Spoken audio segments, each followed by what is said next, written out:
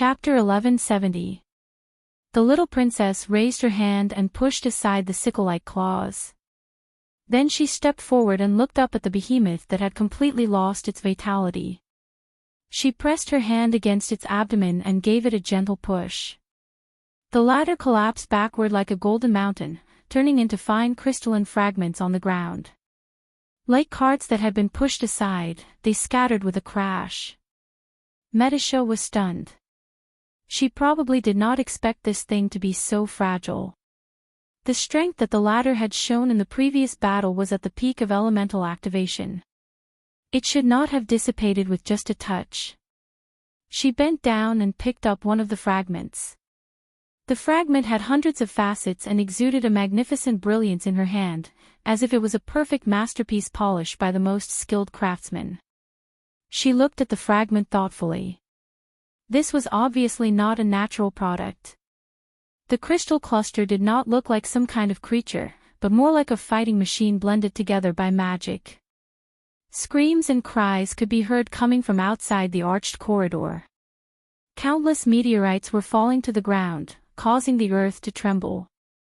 Screams and cries could be heard coming from the inner city. From time to time, explosions could be seen coming from that direction, illuminating the walls on one side of the arched corridor. Medisa threw away the shard in her hand and turned back to look at the white rose garden. The pool in the center of the garden was now a deep hole. More and more crystals were crawling up from the bottom. They were densely packed like a swarm of beetles. At this moment, Charles happened to run out of the hole.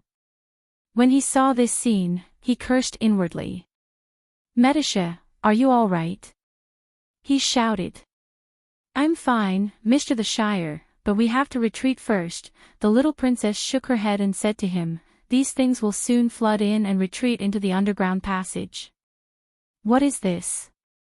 "It should be a crystal cluster." "Is that the thing that Sir Lord once told us about?" Medisha nodded. She quickly walked back to the other side of the arcade and came to the Shire's side.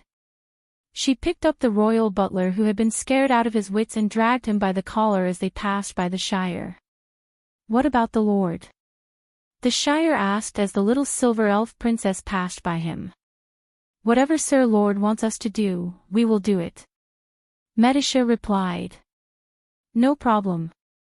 "No problem, Mr. the Shire, do you know something?" the Shire asked. Medisha paused for a moment before nodding. "Sir Lord used a card from me, but did not respond to my inquiry." "Aren't you worried about him?" "I'm worried, Mr. the Shire, but his lordship has his own decisions. Before everything is clear, we must obey orders first." But she paused and continued, "But maybe you can ask Scarlet." "Can I?" "Sir Lord didn't stop us from understanding the situation, did he?" Medisha replied. The Shire could not hide his surprise as he looked at her. "I've always thought that you're a steady person, little princess." Medisha smiled. "You want to say old-fashioned, Mr. the Shire?" "I wouldn't dare. How can I use such a word to describe a lady? As a soldier, obedience is natural, but we can't be completely inflexible. But compared to that, it's more important to not cause trouble for his lordship," she replied somewhat seriously. "Of course I understand that," Seal nodded, but then he praised from the bottom of his heart, "But your performance is really better than I expected, Miss Medisa. There are many details that even I didn't think of in the first place." "You flatter me, Mr. the Shire." Medisha showed a humble expression. "Then it's a deal, Mr. the Shire. You go find Miss Scarlet, and I'll organize the defense." She lifted the collar of the royal butler. "Leave this gentleman to me. He has seen these crystal clusters before. With his help, I'll have a much easier time." The Shire nodded. He knew that Medisha was once the commander-in-chief of Lin Ji's guards. When it came to formations, no one here could compare to her. But just as Medisha was about to leave, the Shire suddenly called out to her. "Wait. What's wrong?" Medisha turned back again. Look over there, the Shire pointed outside the arcade. In the direction he was pointing at, the large floor-to-ceiling arched windows on one side of the arcade had long been shattered. The thick carpet was scattered with sparkling glass shards, and the torn curtains were dancing fiercely in the storm like ghosts. Through the empty window frame, one could see the scenery in the Garden of the White Rose.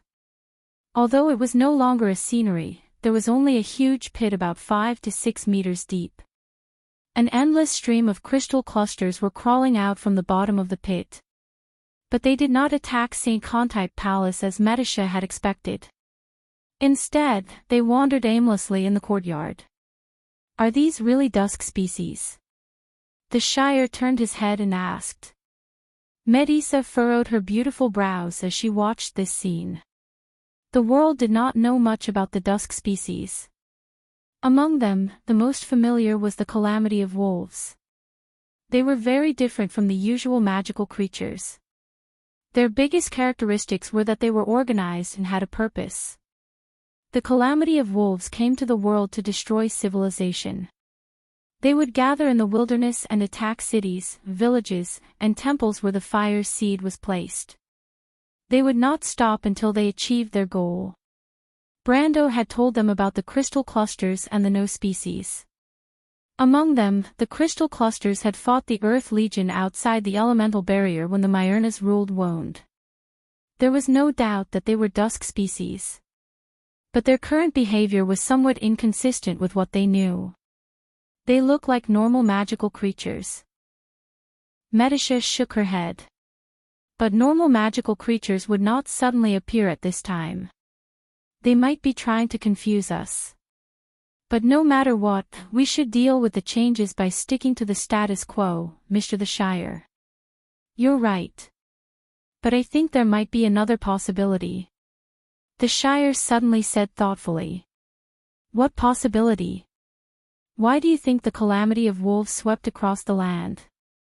Who ordered them to attack civilization and order? Alpha Akis, Medisha replied without thinking. After she fell asleep, it was her daughters. You're right. If it weren't for them, the wolves would not have gathered. When they were searching for food in the dark forest, their behavior was actually no different from normal magical creatures. Mr. the Shire, you mean? Medisha's eyes lit up. Yes. Who ordered these crystal clusters? As far as I know, the crystal clusters do not have a real leader. They are just the war weapons of the Twilight Dragon. If the Twilight Dragon can't order them, what will they become? Perhaps they will be similar to what they are now. The Twilight Dragon can't order them. Why? I don't know. Maybe it has something to do with the changes that are happening outside the elemental barrier. The Shire replied. I have a faint hunch that my lord may know more about this than we do. Perhaps he is personally involved. The little princess's eyes flashed slightly. She looked at the Shire and said, Then please be sure to find Miss Scarlet as soon as possible, Mr. the Shire. I naturally understand. The Shire nodded again. At this moment, an earth-shattering upheaval was indeed happening in the elemental world. Air, water, fire, and earth all returned to chaos. The origin of the elements was stripped from the cornerstone of the world and suspended in the air above this chaotic world. Other than that, this world was empty.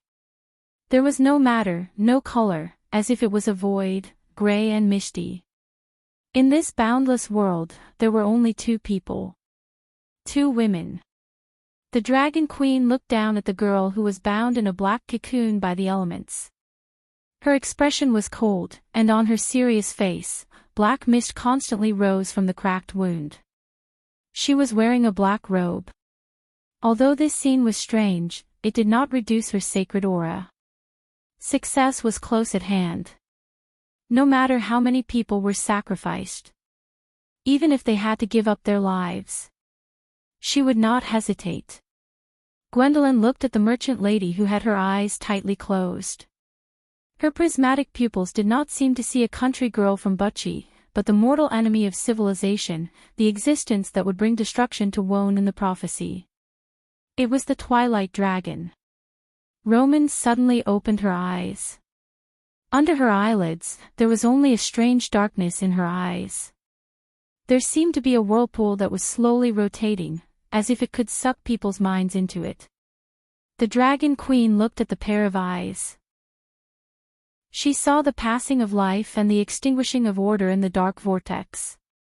After all things died, only endless darkness and chaos was left. The merchant lady looked at this world for a moment and suddenly said, "This is the elemental plane. This is the first time I've seen it from the inside. I didn't expect you to be able to make such preparations when they have already left. As a reward, I will let you die without pain. This is indeed where you will be buried." The Dragon Queen replied coldly. The Roman looked around and shook her head. "You took the foundation of the elemental world to bind me. Are you not afraid that your world will collapse? That's wound, right? This name should be the only word passed down from the previous era. Wound is only a corner of it.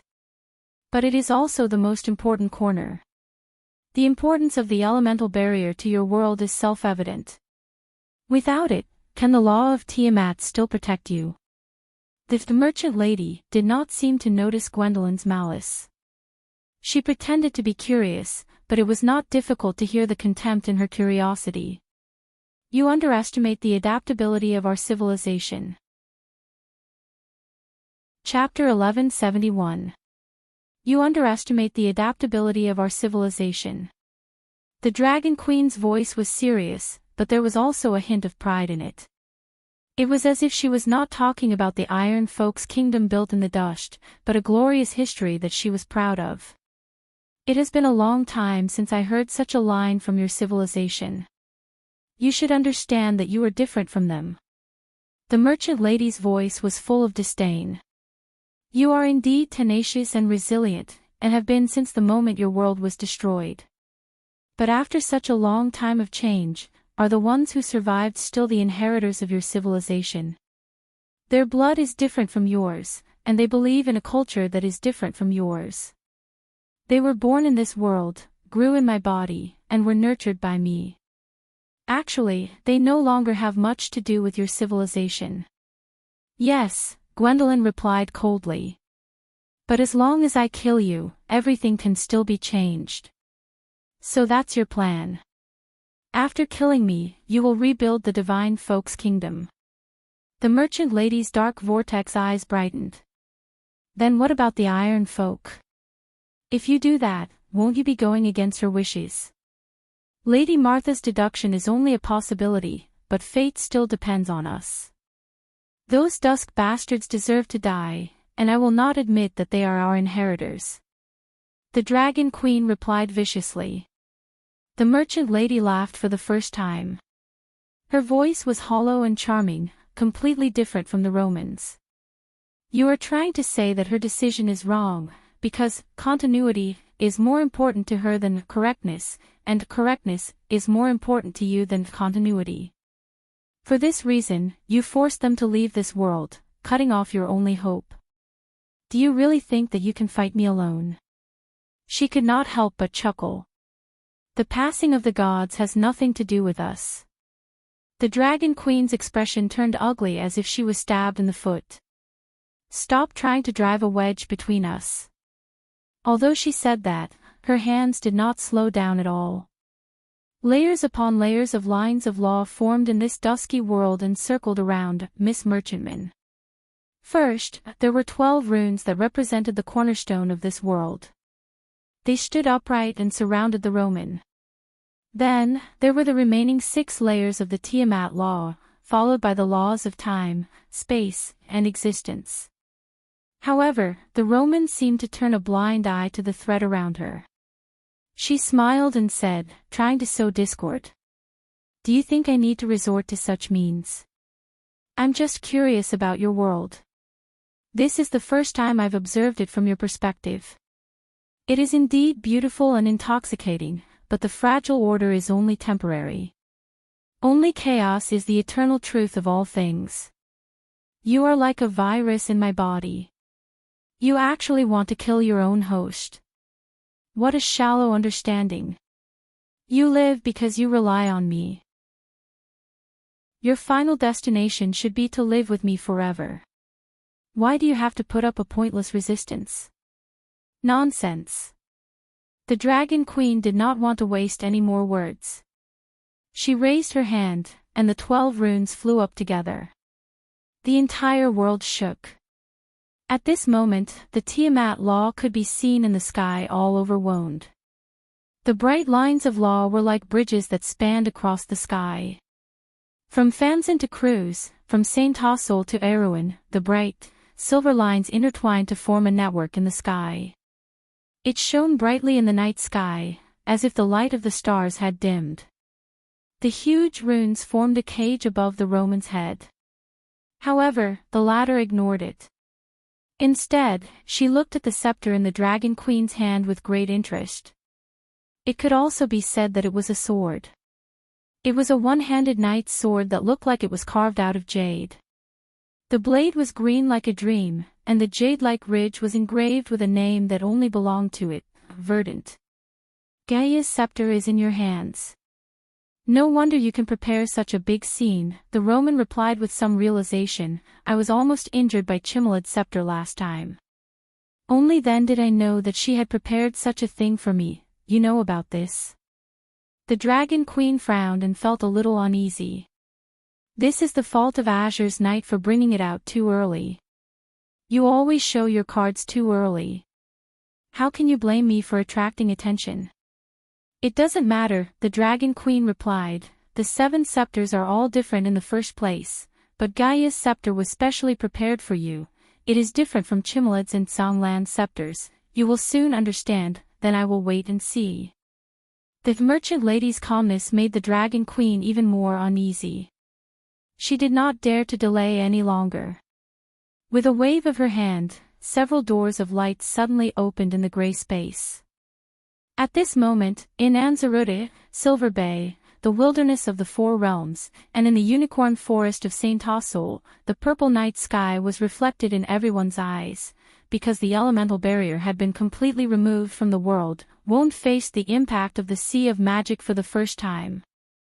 12 moons appeared in the night sky at the same time. At this moment, Wonde's magic factors became thousands of times more active. Countless monster nests appeared on the earth, and a monster tide was formed in an instant. They poured out of the dark forest and swarmed toward the various cities on the border of civilization. But the most affected was the witch kingdom of Bunasan. Countless unprepared witches were eroded by the dark magic that poured in without any hindrance. Their bodies were ignited with black flames, and they were turned into ashes amidst the screams and wails. Others were directly mutated into monsters by the distorted magic. Their originally human hearts were wiped out in an instant, and only endless hatred for order and civilization was left. Only the witches who stayed in the St. Cantifer Palace with the Silver Queen and Brando were shielded from Bunasan due to the previous battle. Because of this, they escaped the disaster. But even so, the Witch Queen and the leader of the witches on the other side, the former princess of the kingdom, Canudel, who was the last to arrive, raised their heads at the same time and stared uneasily at the ceiling of the basement. Although there was only the rustling of soil due to the tremors outside. Sugar Pot hugged her honey jar and looked at the two of them curiously. The twin Lolas on the other side stared at her maliciously. The enmity between the two of them did not disappear much because of the Silver Queen's death. But the next moment, Canudel lowered her head and looked at the Witch Queen. Do you want to continue? The Witch Queen hesitated for a moment. Go ahead. In the end, Constance passed on the holy ring that represented the Flame King to him. You should understand the meaning of this. We chose the wrong person, but this also proves that she is just a mortal. The person she chose may not be the right one. And then? You know what you are thinking, right? If you are willing to stand out, I am willing to submit to you, the Witch Queen replied with some difficulty. Among all of us, I have always thought that only you and the Blue Witch can inherit the position of Witch Queen. The princess shook her head. she and I belong to the previous era. My student has finished her apprenticeship, and she has found her own student. You are the witch queen of this generation, so you should take over this power. You may be the last generation of witches in this world. You want me to assist that young man. Please call him the Dark Dragon. Everyone present was silent. Baba Shah was the only one who seemed a little excited. After a long time, a faint sigh was heard. Canudel turned her head and looked at the outer wall of the basement less than an arm's length away. Her gaze seemed to be able to penetrate it and see the huge changes that were happening outside the White Rose Garden and even the entire Wonde. The 12 moons showed their power, and the aura of magic descended. Countless strong people who were originally wandering in front of the Holy Throne suddenly felt the aura of the Holy Law that had disappeared for a long time in Wonde. The door between the Supreme Realm and the Sage Realm suddenly opened at this moment. The warlocks of the Tower of Stars and Moons saw more than 7 flashes on their astrolabes at this moment. 7 new sages were born. Vala suddenly stood up from his seat. Old Nydevan and the Flame Family Knight beside him looked at the Supreme of the Holy Cathedral of Fire in inexplicable surprise. Not far away, Lightless Return Royale stared at his old friend with an uncertain look in his eyes. He just saw the aura of the other party skyrocket for a moment, but after a moment, it shrank back and became obscure. It felt like he was not looking at a strong person with the strength of the Supreme Realm, but a statue in the Holy Cathedral of Fire. The aura on it was neither strong nor weak, but it was incomparably sacred. He was only stunned for a moment before he realized what had happened. The Sage Realm. But Vala's expression was the opposite of his. This great saint was staring fixedly at the ceiling with an expression very similar to Canudel's from before. After a long time, he lowered his head, took a deep breath, and said, "The era of war has come. Everyone, we may not see peace come again in our lifetime. In the following time, we may face death, despair, and endless sorrow, but I hope you can persevere until we achieve the final victory." The dragons flapped their wings and were flying through the dark night sky. They flew over the sky around Silver Bay and witnessed the scene of the Buga's floating city crashing. The magic network seemed to be collapsing and rebuilding, but in any case, an era came to an end under the gaze of these last golden people. As the dragons swept across the land, the dark magic was also eroding the borders of civilization. The dragons saw waves of monsters gathering and swarming in the direction of White Mountain, Tolv Green, and St. Bell Town. Looking down from the sky, it looked like a wave of darkness. But in an instant, a silver line suddenly appeared in the sky of these areas. These silver lines were connected to each other, forming stages. Then, countless beams of light descended from the sky and fell into these black waves. The flames ignited in an instant, forming a huge ring of fire. From the central area where the black waves of monsters were hit, it spread in all directions, instantly killing countless monsters in a sea of fire. The little female dragon Allah's golden eyes reflected such a magnificent scene, and she could not help but show a look of disbelief. War Slate. "This is my last legacy to you. Go, my children," he said. She heard a dignified voice reverberating in her blood. At that moment, she suddenly understood that this was an ancient inheritance. She had passed through the real coming-of-age ceremony at such a time. Her inheritance came from the crystal, the Dragon of Wisdom. Chapter 1172. The fall of the black moon, the golden rain, the storm, the elemental phenomenon, the collapse of the law of Tiamat, the escape of the natives of the shallow sea, and the endless darkness. This night was destined to be a restless one. In the countryside of Grenoires, the hill folk ran out of their houses and looked up at the starry sky. After the golden rain fell, the shadows shrouded the forest. In the darkness, only the roars of the witches and prophets, the barking of the dogs, and the running of the animals in the forest could be heard from far and near. But the eyes in the darkness were exceptionally bright, reflecting the silver line across the sky. "Look, the suffering that runs rampant in the world, Lady Martha," when will it end? The mountain wind carried away the ancient songs of the hill folk. The army of monsters gathered at the Yusong Mountains. They were a pack of wolves commonly seen outside the borders of Awin's civilization. They were led by a silver-haired female wolf as they pounced towards the Silman region. They were still dozens of miles away, but they had already formed a thick black carpet. The howls of the wolves were like the trombone of an army. Two young men were lying on the high ground near the Chablis Mountains. They looked at the scene blankly. The sound of hundreds of thousands of black wolves running on the ground was like thunder that pierced through the clouds. It could be heard clearly from miles away. The two trembled as they crouched in the bushes, not daring to move at all, not even daring to breathe. This was the place where the blood staff had perished that day. Before it died, it mournfully cursed the queen of banshees, Arvet, and swore that its soul would linger until the day of its death, until it perished together with the latter. Then, an arrow hit its skull, splitting its soul fire into two. It fell from the horse and landed right in the middle of the grass. The two young men witnessed this scene with their own eyes. They felt that the blood staff's cold gaze seemed to be watching them from behind. Its curse that day had come true. The day the undead died was the moment the world was destroyed.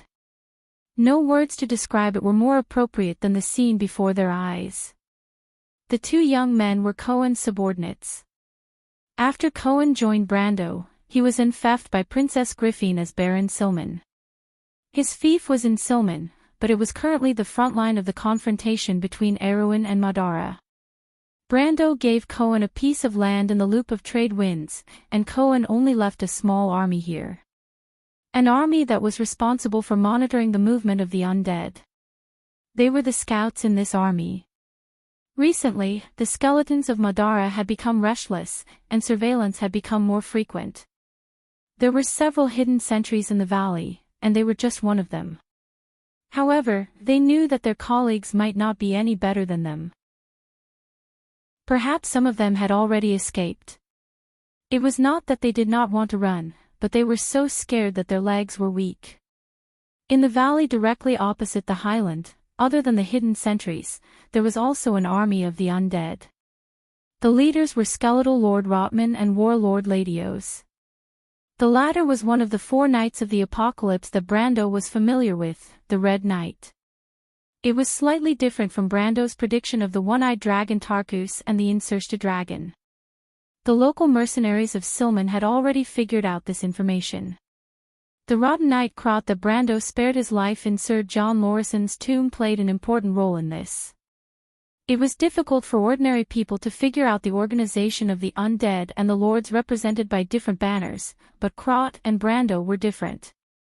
When they were in Fathom Harbor, they passed on most of the information to Ondina and Freya. Although Brando hated Madara, he did not discriminate against individuals. The rotten knight Krot was originally a fence-sitter in Madara. She did not want to see the country of the Dead Moon united. In fact, she wanted to return to the lawless life of the past. Brando promised to give her a piece of land in the dark forest so that she could control her own destiny. Hence, the latter did not have any integrity and completely became a guide, working for Erewhon wholeheartedly. The two young men did not know that the undead on the other side had already discovered them. Ladios woke up from his dormant state several times in the night. The dormancy of the undead was a sacred thing to them. Although they did not need to rest, dormancy allowed them to temporarily calm down, away from the pain and suffering of immortality. Many undead regarded sleeping in a coffin as a noble and sacred ritual. However, the Dead Moon Temple had strict rewards for the dormancy ritual. Strictly speaking, only high-ranked undead had the right to enter dormancy. Ladios became a dark noble after the First War of the Black Rose. He was rewarded by the Holy Cathedral for his contribution in the Battle of Fortress Reden. Although it was not personally praised by the High One, it was still a supreme honor. The Dead Moon Temple was different from the other holy cathedrals on the continent. The priests who wore the robes of acolytes were not kind to anyone. Furthermore, they were humans, a rare non-undead dark noble in the Dead Moon Kingdom. When Ladios walked out of his skeleton tent, the low-ranked undead outside automatically turned their gazes towards him. This red knight wore a black armor, with a black rose medal and a cross on his chest. The knight's commanding sword hung at his waist. Apart from his pale face and livor mortis spots, he looked no different from a human knight.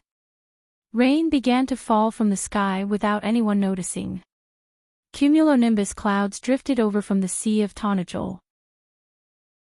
Together with the tides of 1,000 years, they passed through Randner and Tosankard corridors, bringing the last rain of autumn to the three regions. Ladios stared at the wolves running through the valley. The tremors from the ground were transmitted to him from afar. Even in the rain, the rocks on the ground were jumping wildly, and the vegetation was trembling, shaking off the water droplets on the leaves. However, Ladios did not feel any fear in his heart. The undead did not know fear, and even though the high-ranked undead knew how to preserve themselves, their rationality and not their emotions controlled their actions. This was the greatest advantage the blessed of the Dead Moon had over the weak creatures. He looked at the black carpet that was engulfing the valley. His gaze did not linger on it for long. He turned his head and looked at the valley above. The sky was dark and devoid of light. It was the most lonely moment before dawn. "Let's go." He gave an order. There were no objections or questions. The undead moved on their own accord like a soundless entity, or perhaps a giant beast that had awakened. The darkness quickly lit up with soulfire. In just a few minutes, the huge camp came to life. This was a realm that even the most well-trained human army could never achieve. And from beginning to end, Ladios did not look back at the valley. The two youths lying in the grass suddenly felt a trace of vigilance. One of them subconsciously turned around, only to hear a light sound as a bone arrow suddenly appeared on his neck. He widened his eyes and opened his mouth, trying in vain to grab his throat. Unfortunately, before he could utter a complete syllable, he fell on his back. In his last sight, he saw a lich standing in the distant forest with a bone staff in his hand. But unlike ordinary lich, this lich was covered in heavy armor, with a shield in his left hand and a bone staff in his right hand that was less than an elbow long. He did not wear a helmet or a faceplate, and his bare skull was exposed from his breastplate. His eye sockets held two fluorescent phosphorescent lights. This lich didn't have any skeleton warriors as his subordinates and looked more like a lone ranger. A thick book with a black cover and silver edges was hung on his waist with an iron chain. Raindrops rolled down from the pages of the book, but it wasn't soaked in the slightest. If Brando was here and saw this thing, he would definitely cry out in alarm, "Death Knight." The undead were a unique class of heavy armor mages. They were the only existence in the Slate War. Although they weren't as flexible as true black mages, they were extremely threatening in battle because they could be mass-produced like liches. Moreover, these Death Knights were not just weak mages. In fact, they also had the strength of a gold rank in close combat.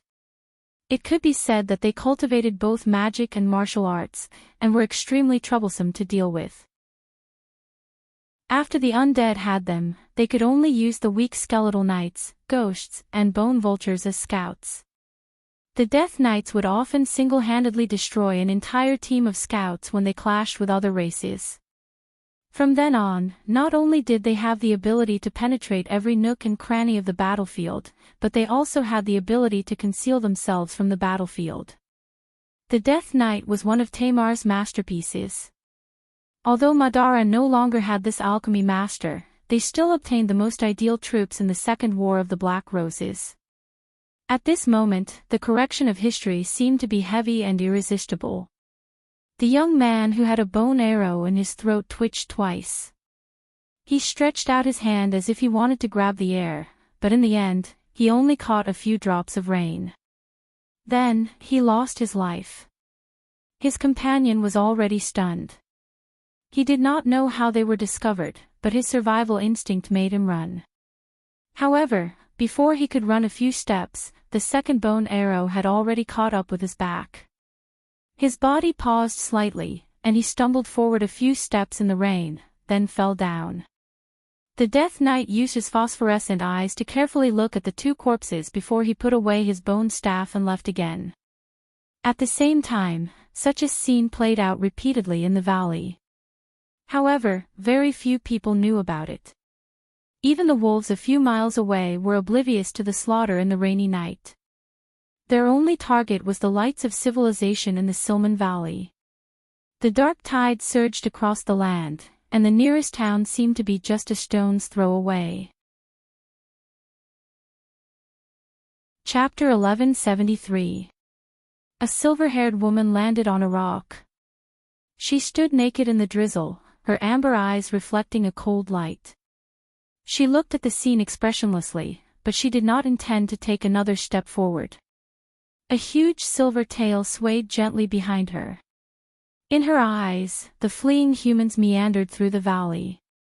From afar, they looked like a troop of ants, as if they could be easily crushed with a hand. After dozens of centuries, mortals have actually fallen to this level. What exactly did that woman do? She's neither human nor ghost. How disgusting. She muttered to herself. Isn't that right, Timmy? Yes, she nodded and answered her own question. Should we kill them? All right, but we have to wait a while. Let's see if that woman's will is still here. It doesn't matter. I can't sense their presence anymore, Timmy. But her will is still here. There's still an unpleasant presence in this land. Timmy shook her head. We'll know soon, she said again. The black carpet was less than 5 miles away from the nearest town. The alpha wolf running at the front had already crossed the border between the humans and the undead by default. But it was at this moment.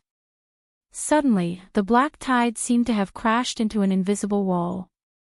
A wave of blood was reflected in the silver-haired woman's eyes.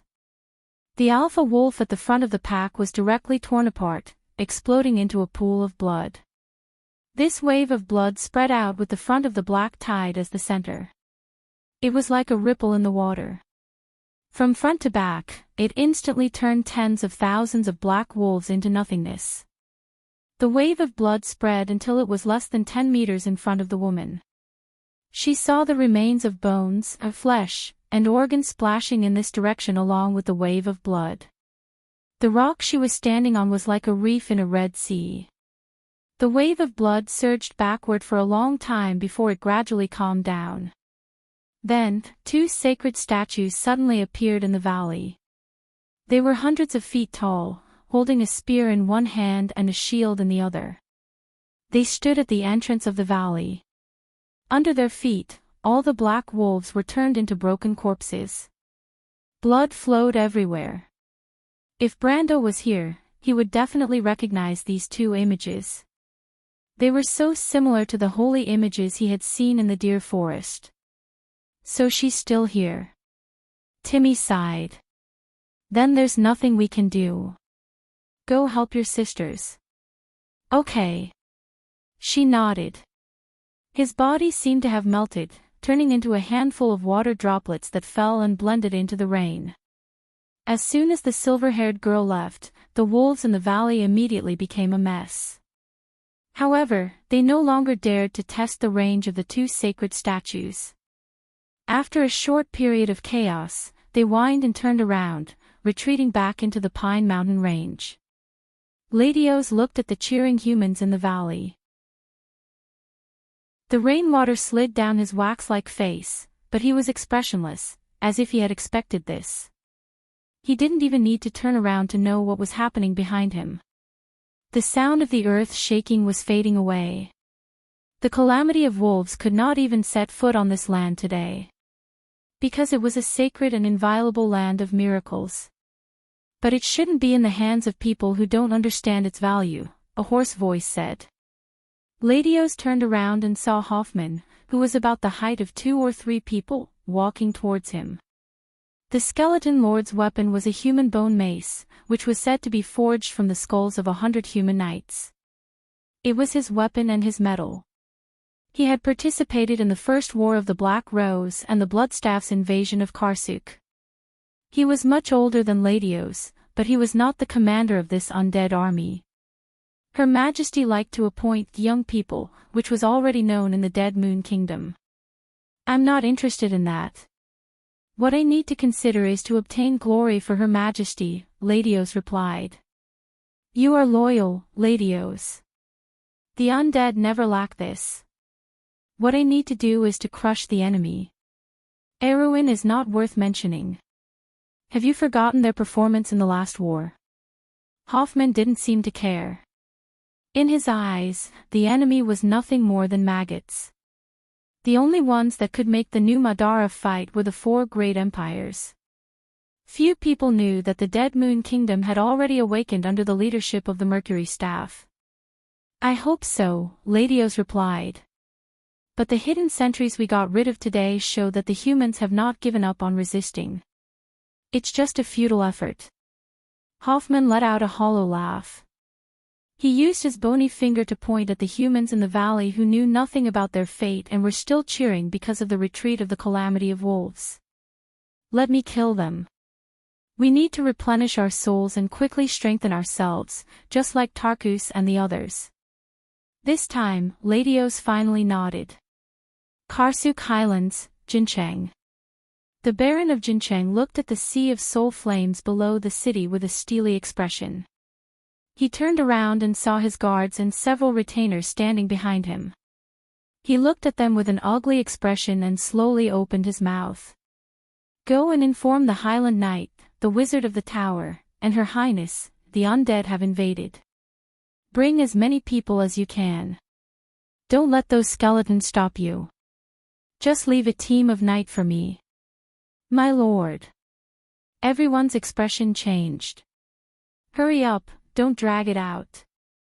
The Toker family and the undead have been enemies for generations. Give me my sword. I'll go to my ancestors and tell them that I didn't tarnish the honor of my family. He waved his hand. Bring my third son. He's still young and the honor doesn't belong to him. Leave the city immediately. The bone dragons will be here soon. Let the Wyvern Knight in the city take off and attract their attention. Everyone seemed to finally understand what kind of situation they were in. Only then did they nod silently. They all bowed to the Baron and then turned to leave. But when the Baron turned around again, only he and his knight were left on the city wall. This was the last battle of Jincheng. But it was Erwin's first battle. That night, the Second War of the Black Roses that Brando was familiar with finally began. In the darkness, it seemed that everything had died. Bunasan, the country of witches, had become a dead world. The plains and forests in the dream had lost their vitality. The grass and trees had withered, and the trunks had become bare with no leaves. The branches drooped alone, telling the story of the vitality of the world that was draining away. Mountains and rivers collapsed and fell apart. The earth was covered with crisscrossing wounds. Cities, fields, and manors were ruined and withered. There were no more stars in the sky, only a dark void. Bunasan had been completely destroyed. The inheritance of the witches had been cut off. There might be a last generation of witches in the world, but they would not have descendants. But in this empty world, there was still a wolf patrolling the sky and watching this barren land. To be exact, it was a confrontation between a man and a wolf. One was a great will. When it existed, Wond might not even have existed. It had experienced almost every war in every era. Almost all of its opponents had died, but it still existed. It had slept for thousands or even tens of thousands of years. But today, it woke up. When it woke up, Wond's territory had shrunk by almost 1%. Thousands of cities and settlements had been destroyed in the calamity of wolves. But in the place where it looked, there was a person who could be its equal. It was just a little girl. When she was born, everything about the last era had become a memory of the past in people's minds. She had not seen the war, nor had she seen the horror of the dusk. But she was here. Ekis felt a familiar aura from her. Her name was Sophie, a witch of the 13th moon. A believer of the black moon. Ekis, Sophie looked at Ekis and said quietly, I pulled you into this world because I wanted to talk to you. I didn't expect to see that woman's masterpiece as soon as I woke up, Alpha Ekis said. There was not too much negative emotion in his voice. Instead, it was lazy and gentle. But do you think I don't dare to kill you? In terms of bloodline, I'm your descendant, Ekis, Sophie replied. So what?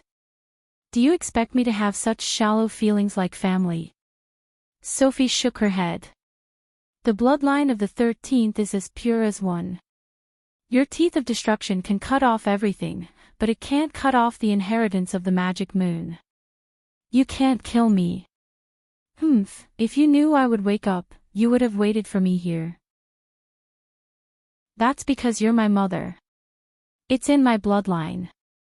How annoying. Ekis bared his teeth. If Martha was here, I wouldn't mind biting her throat. Unfortunately, she's not a real existence. Mother, let's talk. What do you want to talk about? Ekis replied coldly. If you just want to imprison me here, then you're too naive. Sophie shook her head. I only have one request. I'll let you leave this place, but you have to leave the loop of trade winds. Ekis was silent for a moment. You want to protect her? She shook her head. It's futile. How long can she continue to struggle? The outcome of this war was already decided in the last era. How do you know if you don't try? It's up to you. I don't want to set foot on this land anyway. Ekis nodded. Since my daughter's blood flows in your veins, I'll agree to your request. Sophie nodded and raised her hand. Chapter 1174. If the Chong Mountain trial was a dream, then for Brando, the dream was gradually collapsing. After the spatial rift that he and Bai saw swept across the sky, the entire trial became unstable. Many empty spaces appeared in the space, and ice and rocks fell into the rifts with terrifying screams. The glaciers soon split into 4 or 5 pieces, and avalanches 100 times more spectacular than what he had experienced before came crashing down, as if the world was going to be completely crushed. There was no longer a path in the collapsing world that could be called a passage to continue moving forward. If he was still in his previous state, he would have died without a burial place, but the fact was that his current state was much better than before. Bai's words were a huge help to him. Now that he knew that this was a spiritual world, no matter how terrifying the scene was, Brando only needed to be firm and unwavering, and he would not be harmed at all. He moved forward step by step, as if he was walking a path in this chaotic scene. At this moment, even the white fog in his spiritual world did not dare to mock him anymore. She was frightened. Although she knew the nature of this world better than Brando, she did not have an outrageous willpower attribute like him. Even if she understood, she could not help but be affected by everything in front of her. She could only wait nervously for the result. Would Brando conquer this trial, or would he die here with her? But Brando saw a strange scene at this moment. He saw a wide road in this collapsing world. Although it was also a snowfield, it was not affected by the collapsing glaciers around it. Everything collapsed on its sides, and passed away on its sides, but it remained motionless, like a world of perfect stillness. Bai, who was also in Brando's spiritual world and observing the world through Brando's eyes, naturally saw this scene as well. She cried out involuntarily, "The sage leads the way." Brando looked up, and a back was deeply engraved in his eyes. It was a jade-green color that was completely different from this snow-covered world. He couldn't even see the thin figure walking in the snowy plains, but he could only see a cloak fluttering in the wind, like a flag. Brando's pupils shrank in circles. In this world, there was an epic. A knight named Tian Qing shattered the heavens, causing the stars to fall to the earth, announcing the end of an era. With the holy spear firmament in his hand, he guarded the dark night of the mortals. However, he was no ordinary person. "Then are you a mortal, Brando?" "I am." "Then are you a mortal, Sophie?" Brando remained silent, as if there were two voices asking and answering themselves in his heart. "Follow him. Follow them, Brendel." Haku's voice shouted anxiously in his mind. But he turned a deaf ear. He suddenly saw the Silver Queen standing in front of him, looking at him in horror. The hope in her eyes was extinguished bit by bit, finally turning into endless despair. "Your authority comes from the Truth Society." Ovino looked at him from the other side and said firmly, "One word at a time." He took a step forward, and the two phantoms behind him shattered into pieces. "Who are you?" Princess Griffine looked at him coldly and stood in front of him. "My fiancé is Brando Cardeloso, not you." Brando took another step forward, and the princess phantoms also disappeared. But he stopped. He saw Brando, the version of himself who died in the old mansion in Bucci, looking at him quietly. "Where are you from?" Brando's heart trembled slightly. The biggest secret in his heart finally loosened. "You know everything, don't you?" The other, him, smiled at him. "I am a mortal, the son of the sword Saint Darius. My grandfather's wish for me was to survive and not be sucked into this vortex of right and wrong. But 60 years after that war, who can see the future clearly? Perhaps all of this was already destined. As a mortal, how can I control my own fate?" "I am you, Brando," Brando answered. "We are not different. But I am a mortal." "Are you?" Brando also answered, "When Ovina said those words to you, you already understood, didn't you?" Brando was silent. Indeed, he had his suspicions as well. Black iron blood flowed in his veins, but he had the legacy of his ancestors. Some facts were already self-evident. But as a player, how could Sophie have the blood of his ancestors? In reality, he was just a normal person. "Do you understand?" Brando asked again. He nodded his head silently. Brando also looked at him silently. "So, Brando, answer me. In this world, do the mortals control their own fates?" "I don't know," Brando shook his head. "But I believe that perhaps one day. Perhaps one day." This question suddenly made Brando's heart resolute. He raised his head, his eyes shining with the light of reminiscence. He answered softly. "Perhaps I have seen all of this before. I have seen a civilization that has experienced ignorance and barbarism, slaughter and disorder, and even to this day, is still greedy and indifferent. But I have also seen a lot of gentleness and beauty, at least I know that our history has not regressed. Even if the process is long and winding, I have reason to believe that tomorrow, what you have seen, I have never known, Brando." The other, him, shook his head. "So this is the biggest difference between us. Let me ask you, Brando, will you decide the future of mortals for us?" Brando looked at him. But he did not answer. He took a step forward. His illusion faded into nothingness, like ripples on the surface of the water. "You are one of us, Brando." A gentle voice sounded. Brando raised his head in surprise and looked at the figure that appeared in front of him. The other party did not turn his head. He stood with his back to him. A dreamy green cloak hung down from his back and quietly fell to the ground. It was not until this moment that Brando realized that the snowy plains around them had disappeared. The two of them seemed to be in an empty space of the universe. Stars twinkled around them. Brando opened his mouth in slight surprise. He did not even know how the other party came to his side. And he had a faint feeling that the other party did not seem to be an illusion, but a real existence here. This illusion was so strong that he was so shocked that he could not say a word. Haku also could not make a sound. The Azure Knight slowly turned around. Only then did Brando realize that the descriptions of the other party in various legends and myths were not fabricated. But he could not see the other party's face clearly. The Azure Knight held up a sword in his hand and said to him, "The people under your protection rely on you. This is a responsibility for you. And when you make such a decision, you will change the fate of others.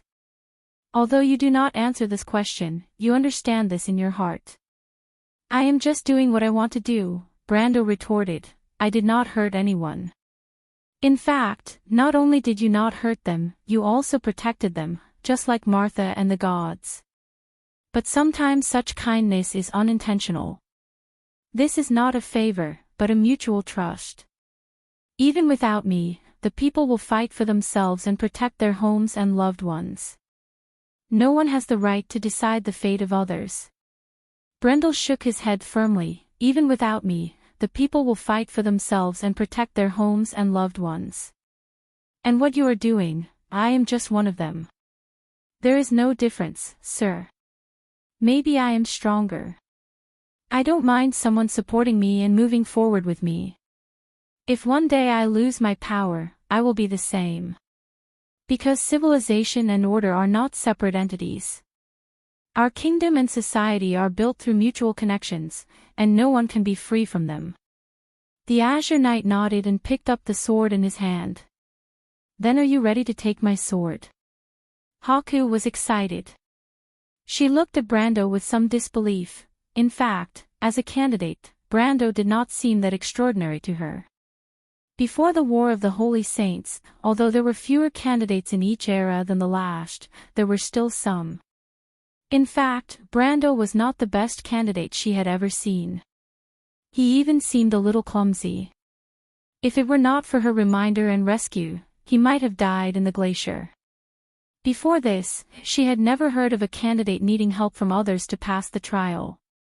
But similarly, she had never heard of anyone who could meet the will of the Azure Knight in the trial. Almost uncontrollably, the words of the legendary dark prophecy emerged in her heart, especially when the Azure Knight picked up the sword in front of her. Because only she understood what the sword symbolized. She finally could not help but shout in Brando's mind, "Quick, accept it, Brando. That is the Amber Sword. You may be the person that Tata and the Fire Fairy were talking about. Pick it up, maybe you can really bring a glimmer of hope to this world." But Brando did not reach out his hand. He just stood there quietly. "You are crazy." Haku was a little furious. "Do you understand what you are doing? How can you let down the hopes of those who believe in you?" "I am not crazy," Brando shook his head. "Lady Tiamat, do you think our world can be saved by a sword?" Chapter 1175. Why not? Haku was surprised. She seemed to have never considered this question because countless legends and epics clearly wrote such words. It was a sword that could change the fate of mortals and the world. As long as one held it, there would be infinite possibilities. It could even completely kill the Twilight Dragon and end all wars. The legend of the Azure Knight seemed to have proven this legend from another perspective. But Brendel quietly opened his mouth and asked a question in return. "This is a sword that can change fate. In the Azure epic, its existence symbolizes that everyone can control their own fate, isn't it?" "Of course, what are you trying to say? But how can the fate of mortals be entrusted to a sword? If such a sword really exists, then can it still symbolize that every mortal can control their own fate? Isn't our fate already controlled by a sword and the person holding it? Don't you think this is a paradox, Miss Tiamat?" Haku was speechless for a moment. "I think Lude is right. It's just a key." Brando then replied, "It can only symbolize what we choose. Our ancestors have walked this path before, they chose it, and now it's our turn." The Azure Knight held a long sword and looked at him silently. Then he gently nodded. He stretched out the tip of the sword and placed it in front of him, then suddenly, all the illusions turned into nothingness, as if countless butterflies were fluttering and dissipating in the surrounding void. What appeared in Brando's eyes was an altar. It was a black hexagonal altar. It was neither gold nor iron, about the size of 2 football fields, and it was suspended in space. Around the altar, stars were shining, and the bright galaxy was like a hanging chain above his head. "Ah, Mr. Brando!" Brando heard a surprised voice and saw a familiar little guy appear beside him. It was the little prince of the fire fairies, Lute. He was staring not far away, frowning as he let out a low cry, "Flame scepter." In fact, Brando had already seen the scepter.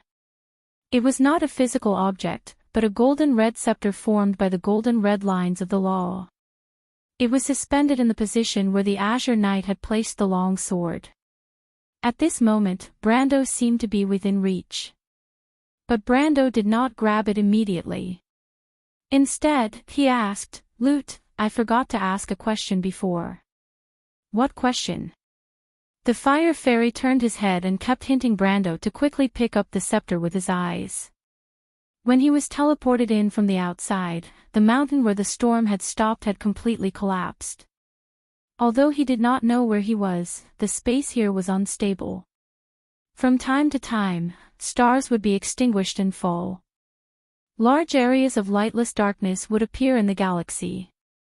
Even the edges of the altar beneath their feet were crumbling and breaking apart, turning into tiny fragments that dissipated into the universe.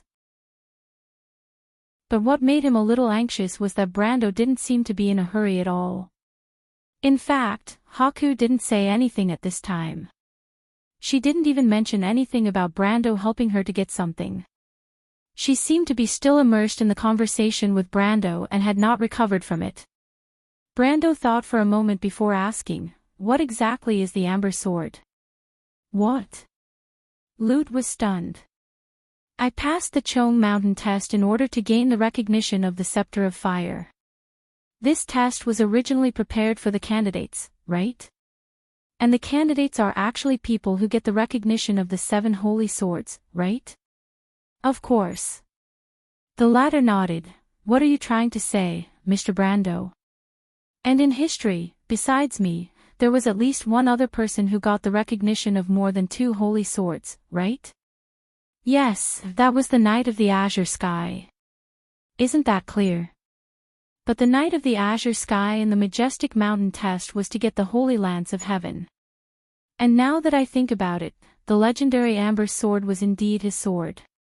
So, what does the Azure Sky and the 7 holy swords have to do with the Amber Sword? You're thinking about this, Mr. Brando?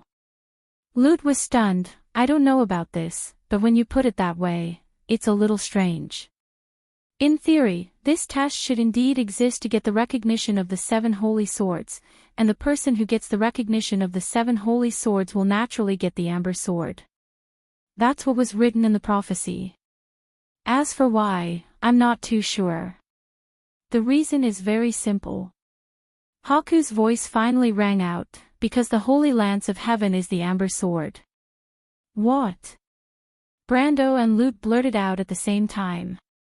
The main principle of the Holy Lance of Heaven actually comes from the power of wind and thunder. It's a manifestation of the Holy Sword of Wind, but it's not entirely the power of the wind, because it also has the power of the Halran Gaia. What does this mean? Brando became more and more confused as he listened. The meaning is very simple. You just have to hold the Scepter of Fire and you'll understand. Haku replied, "Because to be precise, the firmament is just a part of the Amber Sword. It can show different forms. To be precise, as a sword, it's a conceptual existence. Otherwise, how do you think the firmament could hurt the Twilight Dragon? The only weapon in this world that can hurt the Twilight Dragon is the Amber Sword." Brando looked at the Scepter of Fire in front of him and murmured, "In other words, as long as I get the approval of more than 2 holy swords, I can get the Amber Sword, or at least a part of it."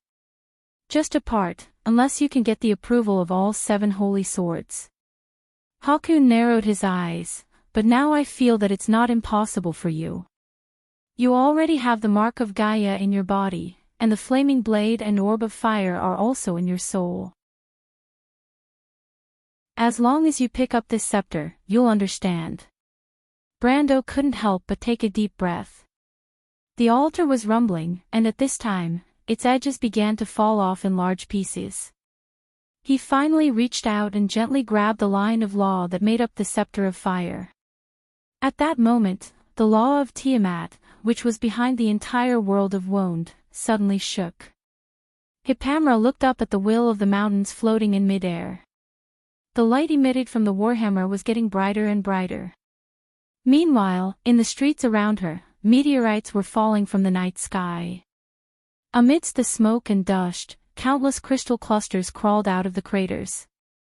Although they did not have a unified command, they quickly discovered the young lady who was in the ruins.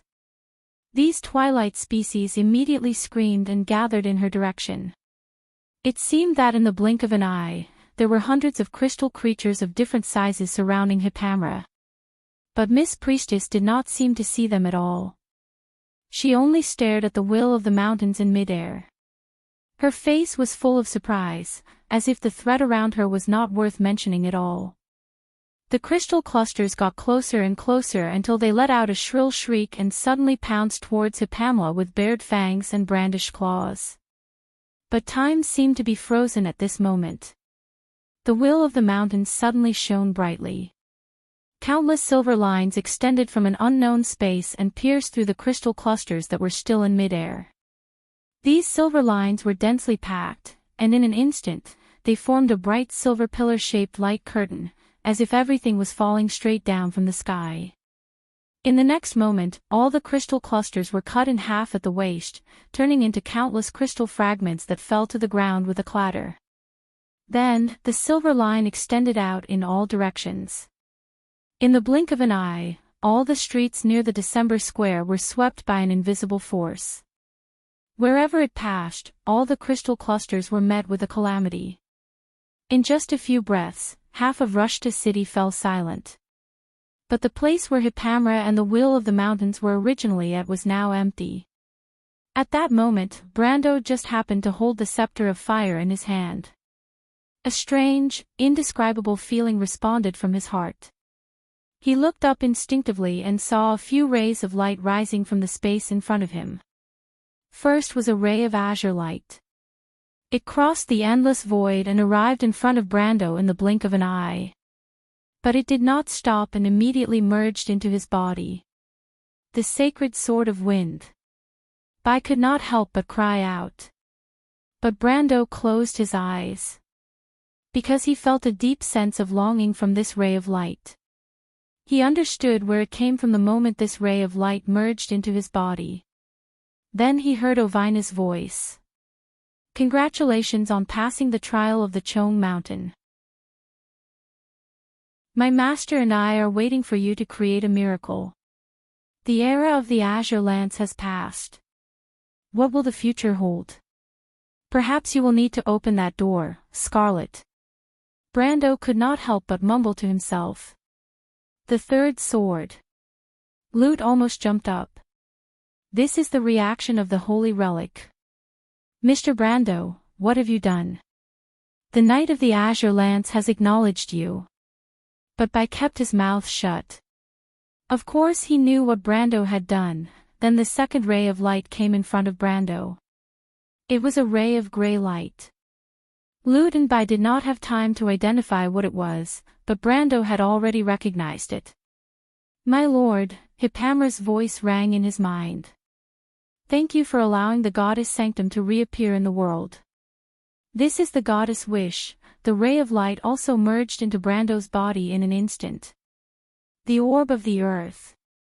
Only then did Bai cry out. She looked at Brando as if she was looking at a monster. P.S. This month is almost over. Full attendance is expected. Also, I'm looking for votes next month. Chapter 1176. Fanzin's envoy had already left the Laurel Terrace in March. There was a burnt smell in the air, and the leaves danced in the wind, but the direction of the wind had changed. The guards of the elf court dispersed everyone on the terrace. Only Saint Tossel the Wind Empress and her knight, as well as the hunter's siblings were left. The royal elf took off the Wind Empress ring on her white index finger, and everyone present did the same thing. The sky above the Wind Elf Palace sank slightly. The rings in their hands lit up one after another. It was unknown who was mourning for the dead, but the sad and distant singing of the elves drifted in from outside the palace. From the wind, sheltered by the wind, descendants of Aasimir, why not return? Return to the wind, sheltered by the wind, return to your heroic soul, sleep forever, like silence. Saint Tossel listened to the singing. She seemed to recall her childhood. At that time, the bright moon shrouded the valley, and the elders told the myths and legends of the ancient times in the forest. Unlike many elves who lived a simple life, she yearned for a heroic life when she was young. But when did heroes have to be manipulated by fate? Gretel, Fanzin, are you all right? The moonlight after 1,000 years was still as bright as before, but the story told under the moonlight was already 1,000 years old.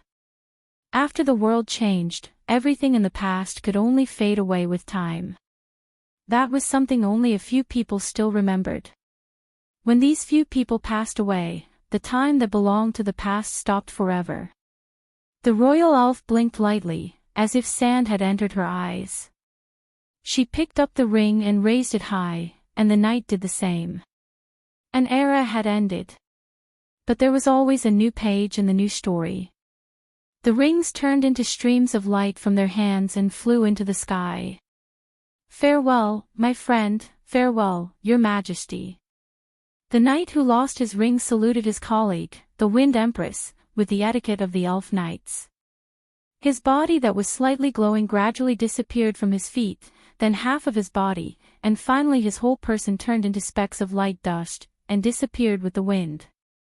Farewell. We have never regretted our promise of 1,000 years. If time goes back, we believe you. Victory remains the same. The knights bowed in unison to Sinorso the Wind Empress, and then their figures gradually faded, turning into drifting dust. Sinorso wiped the corners of her eyes. She did not cry, because that was not the weakness of the wise ones. Heroes were born to protect the world, and they should not feel sad. It was just that the wind and sand were too strong at the moment, and their eyes were blurred. This was a reunion after 1,000 years. But it was also a final farewell. She was always luckier than others, because at least she still had time to say goodbye. In her blurred eyes, she seemed to see Eleranta's tall back. Saint Tossel's lips moved, unsure whether to call her big human woman or Sister Eleranta. The elf royal sister's face was calm, but she was somewhat absent-minded as she looked in that direction. Although there was nothing there, only the laurel leaves scattered all over the ground. Our life is like a circle. It has a beginning and an end, but when that moment comes, it is as if we have returned to the beginning. Fanzin, can you not say such nonsense? You are not a poet. Haha, Saint Tossel, I really wonder which one of us is the elf. Is there an elf like you? I remember that the elves have a deep understanding of art and beauty, don't they? There are always exceptions. Am I not one of them? To be honest, I also pursue a romantic life, but my romance is the light of swords and shadows, not poetic and picturesque, that's true. But Saint Tossel, seriously speaking, Cruz, Eleranta and I are all humans, and you are an elf. One day, we will all grow old, but you will still live for a very, very long time. When that time comes, you will understand the meaning of this sentence, then I would rather not understand. Although you are humans, as long as you become stronger, you can also have a long life, even longer than us elves, isn't that right? Haha, that's true. It was as if it was not tears that fell, but starlight. Pater Peya felt a chill on the back of her hand. She was slightly stunned, and when she lowered her head, she saw a wet mark there, and a sparkling bead was sliding down the back of her hand to her fingertips. "My lady." She looked up at the ladder in surprise. The lower half of the elf lady's body had faded so much that only a shadow was left. She blinked, came back to her senses, and smiled. She reached out and gently touched the heads of the hunter siblings, and said kindly, "Do you remember what I said to you?" "My lady, are you leaving too?" Yeruda raised his head and looked at the elf royal sister who taught him and his sister swordsmanship and archery, and gave them motherly care, and asked in a low voice. Although they had not been together for long, the feelings between the three of them were already quite close. "There is no banquet in the world that does not end, Yeruda." "But what about Mr. Brando?" Yeruda held back his anger and asked, "Didn't you promise him that you would go back to see him?" "It's not the first time I've lied to him."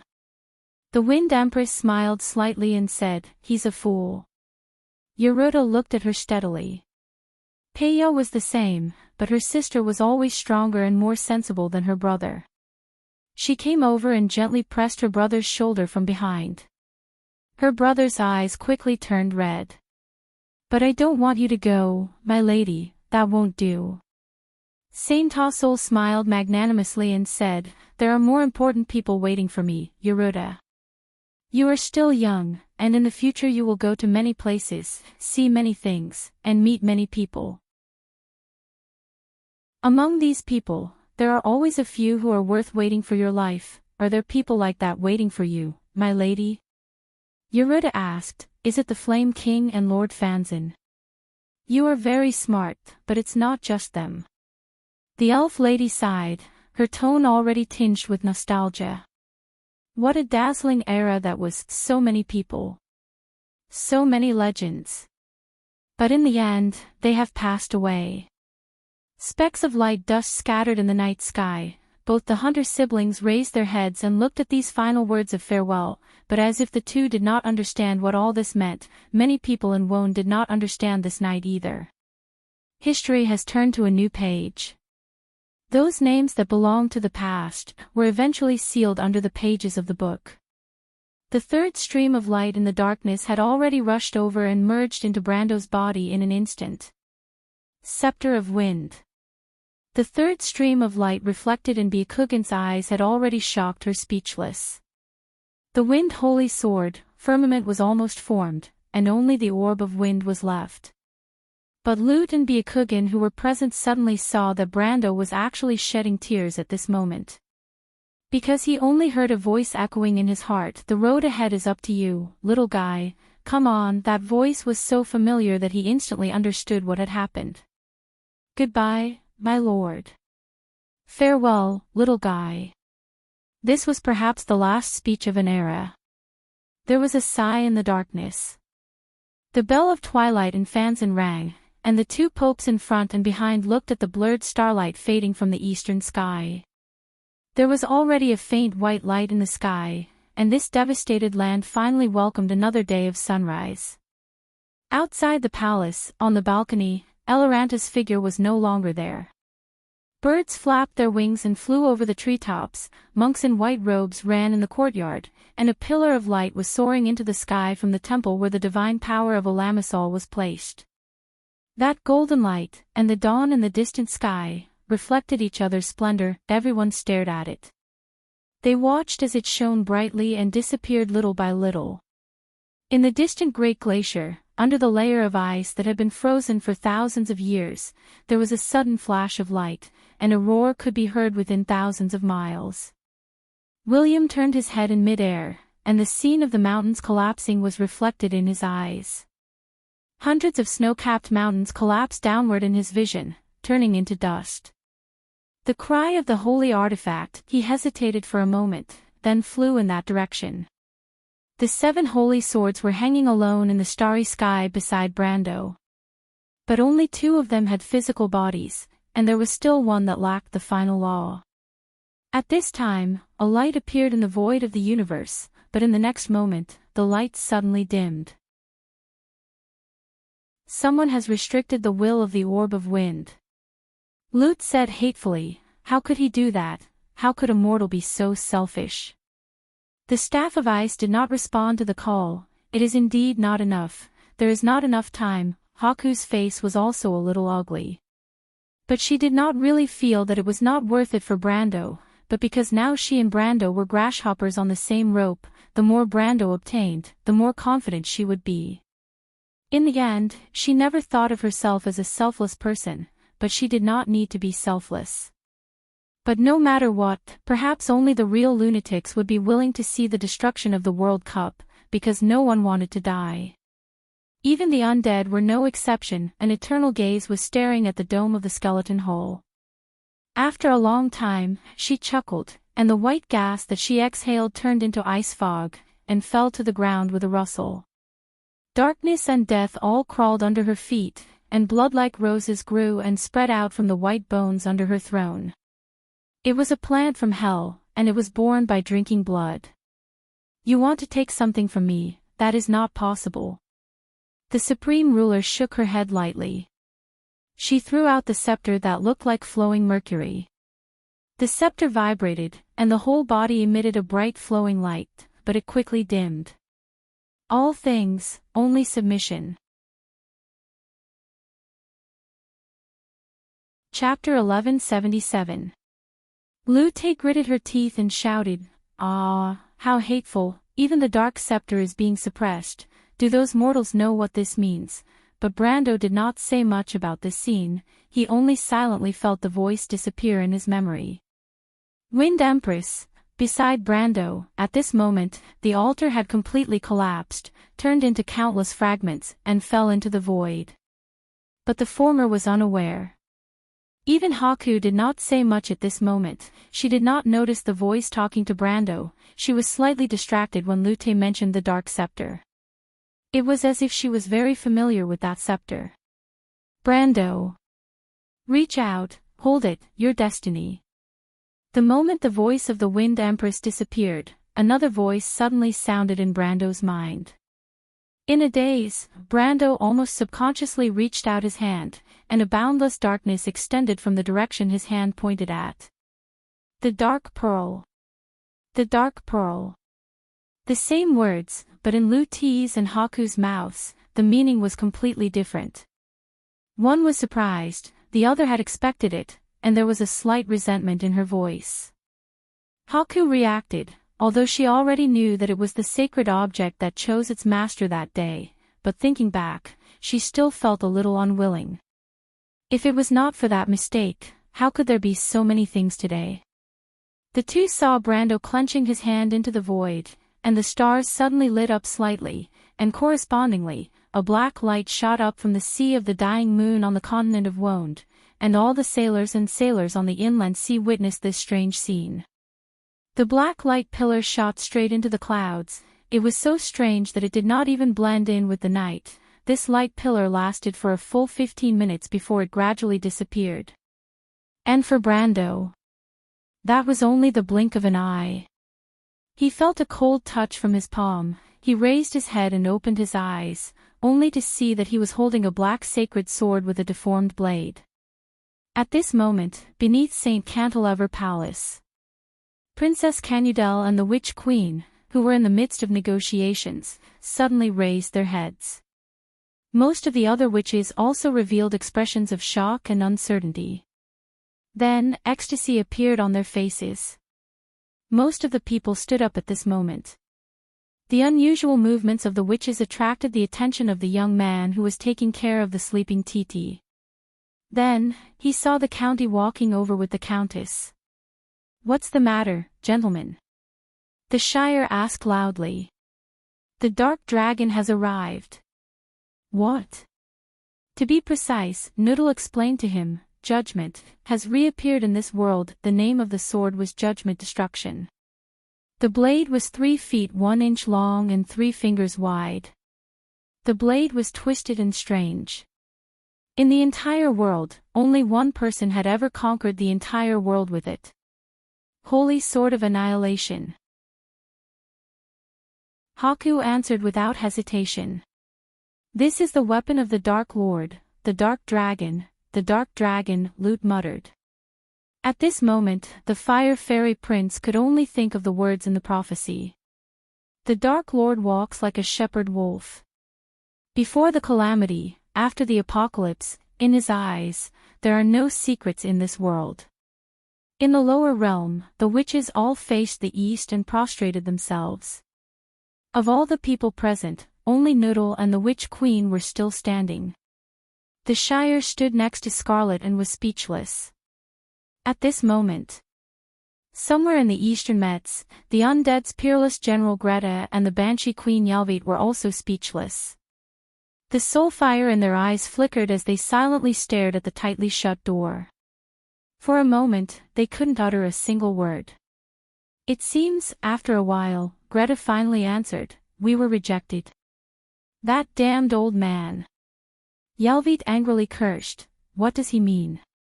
"He said, we are not the people he is waiting for, and the people he is waiting for have already appeared," Greta repeated to her colleague, something like that.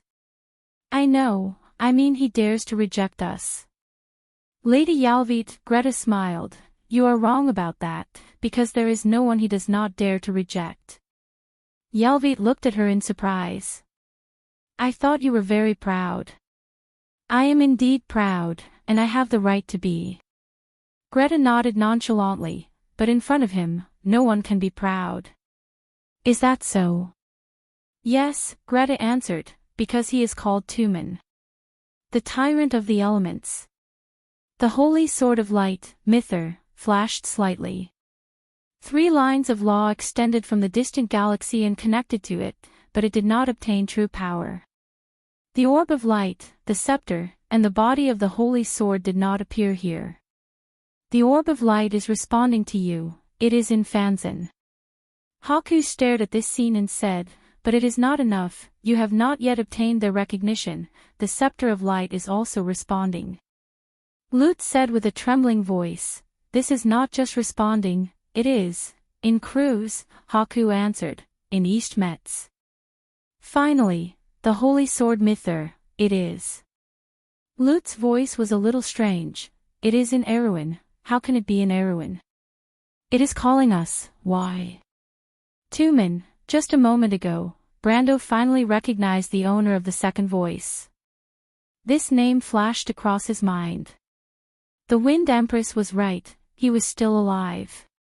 "But it said to wait for me in Osapi." "Osapi." Brando was a little confused. "Why is that?" "Brando." Haku's voice came from outside his thoughts. "Wake up, the elemental world is about to completely collapse, quickly call their names, just one more step. Verdant must be in the hands of the Dragon Empress, as long as you get the other 6 scepters." She suddenly could not continue. Because she saw Brando open his eyes and only pick up Halran Gaia and Odorfei's flaming blade. At that moment, all the holy swords around him dimmed, the shallow sea sword, ice pearl, firmament, wind scepter, dark pearl, and judgment, one by one, turned into flowing light and merged into his body. At that moment, the entire space was collapsing. And Brando only took one step forward, and the 5 holy swords that had not yet materialized turned into broken lines of law and finally disappeared. "Mr. Brando! Are you crazy?" Lute and Haku shouted at the same time. But Brando only glanced at them and shook his head. The holy swords did not fully acknowledge him, and even if he forced to summon them, it was just wishful thinking. He already had the Halran Gaia and the golden flaming blade Odorfeis. That was enough. The 2 holy swords instantly formed in his hands, one on the left and one on the right, one gold and one gray. The flaming blade was wild and unrestrained, and the Halran Gaia was heavy and steady. It was one of the perfect weapon combinations for the Frost Soil Guard.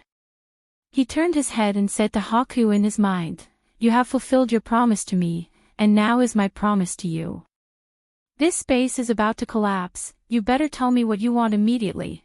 Haku gritted her teeth and was silent for a moment, obviously extremely dissatisfied with Brando's action of abandoning the other holy swords, but she obviously did not understand that even if Brando summoned them, he might not get the remaining holy relic parts to respond. But after a moment, she said, "I lied to you, what I want is not here." "What?" What I want is the Mercury Scepter, are you kidding? Brando said angrily, you want me to get that thing for you? That is the Scepter of Darkness, Bai Ling laughed, can you give it up? I thought you could directly summon it here, but I didn't expect you to be so useless. The void of the universe was collapsing in front of the three of them, and it was like the end of a dream. The entire world became fragmented, and the space that was originally one suddenly turned into pieces and scattered in all directions. Then there was endless darkness. In this darkness, Brando could not help but be silent for a moment, and then asked, that is the Scepter of Darkness? Why, you didn't think of it. What do you want that for? Brando asked. I want to use it to reconstruct my body. I can't always live in your spiritual world. The Mercury Scepter can reconstruct a body. Brando's tone suddenly became urgent, and he immediately thought of Nemesis and Senior. Although he promised them that he would help them reconstruct a body, he did not have any plans for the time being. He did not expect the Mercury Scepter to have such an effect. Of course, that is the holy artifact of the Dark World, the Immortal Scepter, Haku replied, although it can't provide endless energy, it can provide the law of life and death. Reconstructing a body is nothing, it's not like creating a soul. Very well, Brando nodded, it's a deal, I will help you get that thing, whether it is for me or for you, but you have to help me reconstruct a body. You? Haku sneered, you should think about how to face Dusk. I wanted you to get the Amber Sword so that there would be a chance, but you gave up the best chance. We are going to face the Dragon Queen, not Dusk. That's the same, do you think you are a match for her? In response to this question, Brando smiled slightly, and patted the holy swords Odorfice and Halran Gaia in his hands. He replied, do you see it?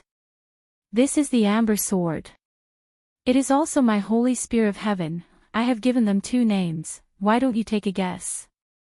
Haku looked at him hatefully, what are you trying to say? Brando sighed softly, he pointed to Halran Gaia and said, this one is called Saint Asol, she is my mentor, I will always respect her, and this one. He pointed to the other sword and said, this one is called Sophie, it is my past. Chapter 1179. When the dream of the trial shattered, the Dragon Queen's ritual finally reached its final moment of completion. When Brando and the others returned to the elemental plane in a flash, they found that the mountain of ceasing storms was long gone. White Mist and Faiz were also nowhere to be seen. He tried to contact her and Malurcha with his mind, but to no avail. He even felt that his connection with Wonde had been completely severed. Beside him, Lu Te gave a soft gasp. He looked up, and for the first time, took a closer look at the world he was in. To be exact, he didn't know if this place should be called a world, because countless broken mountains, upside-down rivers and oceans, howling winds, and scattered flames floated up and down in this world. It was a scene comparable to the end of the world. Instead of calling this a world, it would be better to call it a broken ruin. The moment Brando saw it, he knew that the elemental barrier was completely gone. He was most worried about Miss Tata and the Termosian fleet. On the contrary, he believed that White Mist, as the spirit of an ancient witch, should be able to protect herself. As for Faiz and Malurcha, they were card creatures. Even if something happened, they would just return to the graveyard. But worrying was of no use. Brendel held the reborn Halran Gaia, or Sinorso, in his hand. It had actually merged with the flaming blade. Although it was separated into two swords in his left and right hands, he saw the same equipment through the equipment interface. It was two swords, the Holy Sword, Amber. It had the attributes of the original Halran Gaia, or even stronger, and also the attributes of the flaming blade. He could even transform any of the attributes at will, or freely swap the two swords in their spatial positions. It was as if they were originally one sword. Brando vaguely understood how the Amber Sword worked. He had to admit that it was indeed the supreme holy sword in this game that was named after this sword. Having it was equivalent to having 7 holy swords with completely different attributes. And it was far more than that, because the elemental attributes could cooperate with each other. Just the earth and fire elements could form a certain degree of complementarity. He believed that as long as the 7 elements were completed, the elements would grow and multiply endlessly, and even form a complete world. In fact, they were the foundation of Wound. As Brando held the sword, he felt as if the entire world was in his grasp. Only now did he understand why the Azure Knight could fight against Dusk with Firmament. This was because he was mobilizing the laws of the entire Tiamat. He was the same at this moment.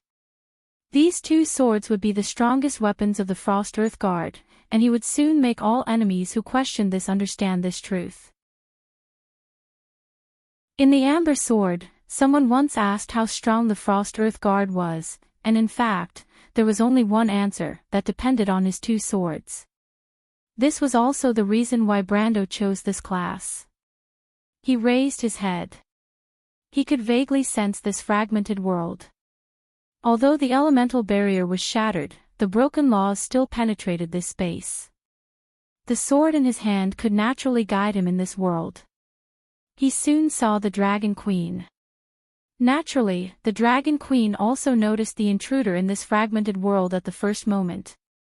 But she did not care.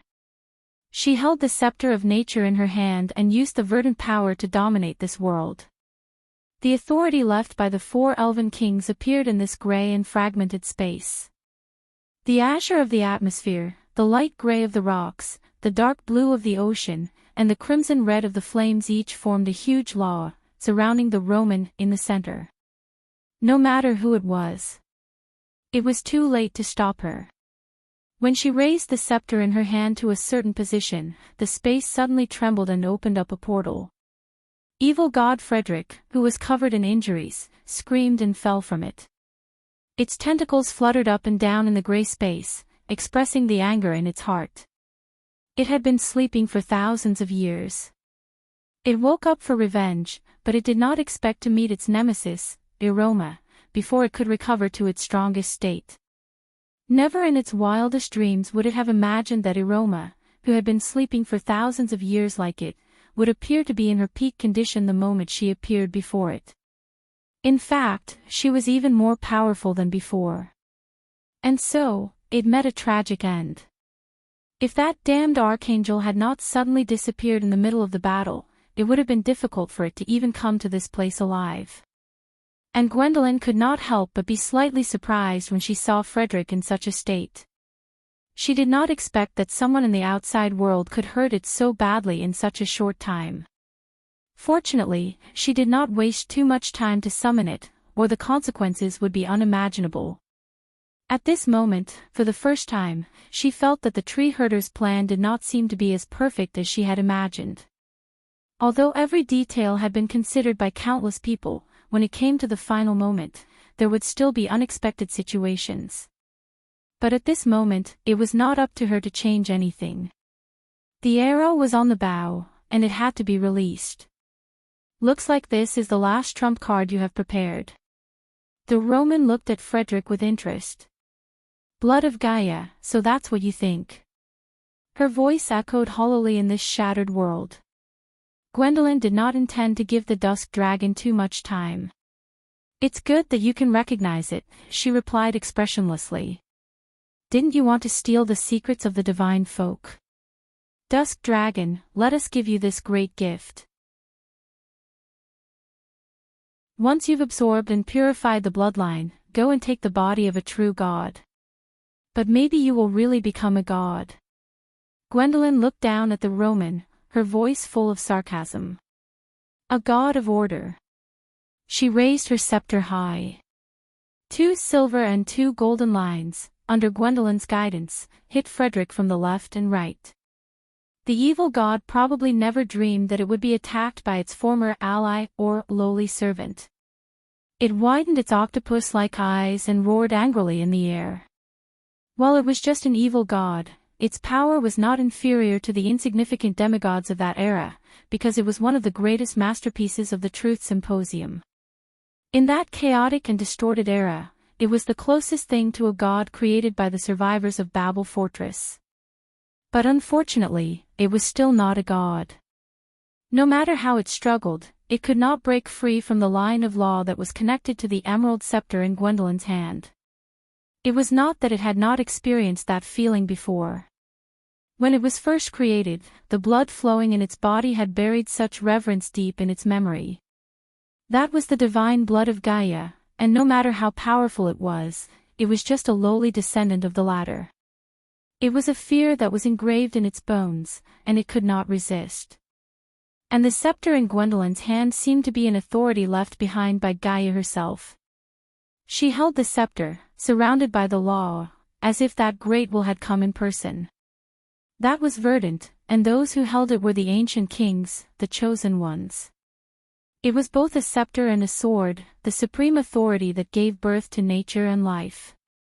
The poor evil god Frederick probably never dreamed that while Gaia had left this world long ago, the authority that bound it still remained in this world.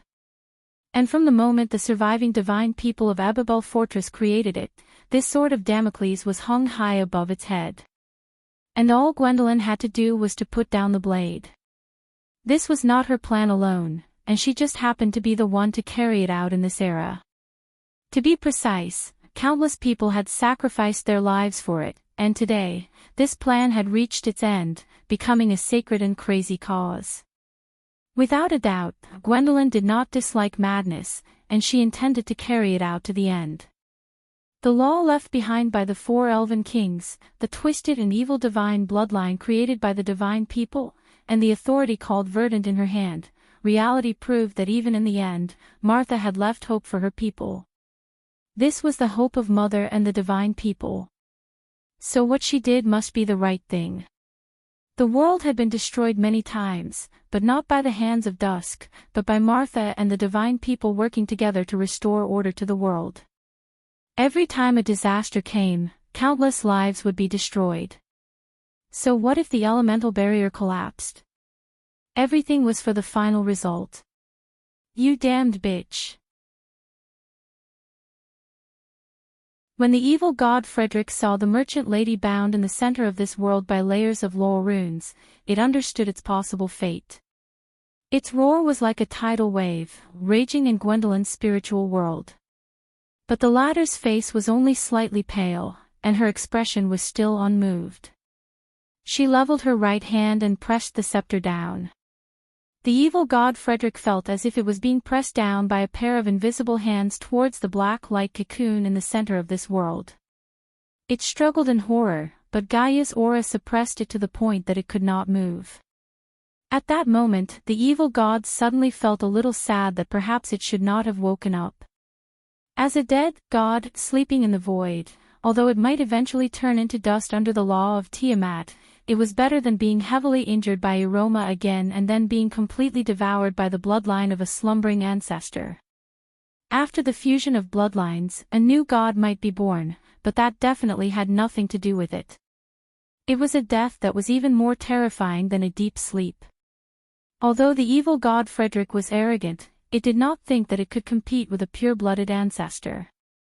And when it got closer to the Roman, it could not help but scream in horror, the will of Dusk. At that moment, it understood its fate. No, it screamed, you can't do that. Chapter 1180. No, it shrieked. You can't do that. Seeing that Gwendolyn was unmoved, Frederick shrieked even louder. Damned lunatic, stop. You don't understand what you're doing. You'll regret it. I beg you, don't do that. Dear Lady Gwendolyn, things are different from what you think. You don't understand, you'll only kill me. You'll kill Martha and plunge this world into eternal damnation. However, Dragon Queen Gwendolyn's cold gaze did not linger on the struggling evil god. She had seen too many of their flowery words, and she was not one of those foolish mortals. She looked up at the Roman, hoping to see fear on its face. But she was destined to be disappointed.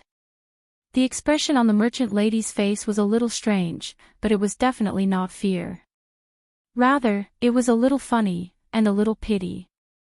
At that moment, Gwendolyn almost wanted to stop, but she could not, because she could not afford to fail. The tree herders could not, and neither could this world. The expression in Frederick's dark eyes turned from fear, to pleading, to hope, and finally to despair. That despair turned into a long wail. "I curse you, you damned bitch. I curse you and this damned world, you're all dead. Arg!" When it came into contact with the edge of the 4 elemental laws that surrounded the Roman, all of the curses turned into a shrill cry. Then, its massive body was torn apart, turning into a bloody mist that scattered everywhere. However, there were a few blobs of golden blood that separated from Frederick's remains and floated in this gray space. For a moment, Dragon Queen Gwendolyn sensed a familiar aura from the blood. She seemed to see a girl with eyes so clean they were almost flawless. She wore a long white dress and stood in front of her. Her hands were crossed as she smiled and said to her, "Gwendolyn, this is my dream. Are you willing to help me? I'm just a magus. How can I help you, Your Highness? Everyone has their own expectations for this world. Don't you have an ideal world, Gwendolyn?" Of course she did. Gwendolyn was momentarily dazed. When the Twilight Dragon was completely destroyed, this world would also be destroyed, but order would not disappear. After a long time, the gods would return, and the glorious era would return to this land. At that time, the kingdom of mortals might no longer exist, but true peace and tranquility would descend. Perhaps the princess's wish would come true. That was the world she hoped for, although she might not be able to see it herself. A trace of vigilance rose in the Dragon Queen's heart. She did not expect that she would be distracted at this time. For a moment, her hands and feet turned cold. She thought that because she was distracted, Duskswill had taken advantage of her weakness. She reacted in an instant.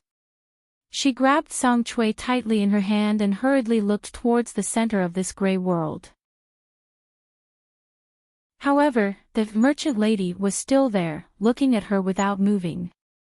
In fact, the former even had a strange smile on her face, and did not take advantage of her distraction to do anything out of the ordinary.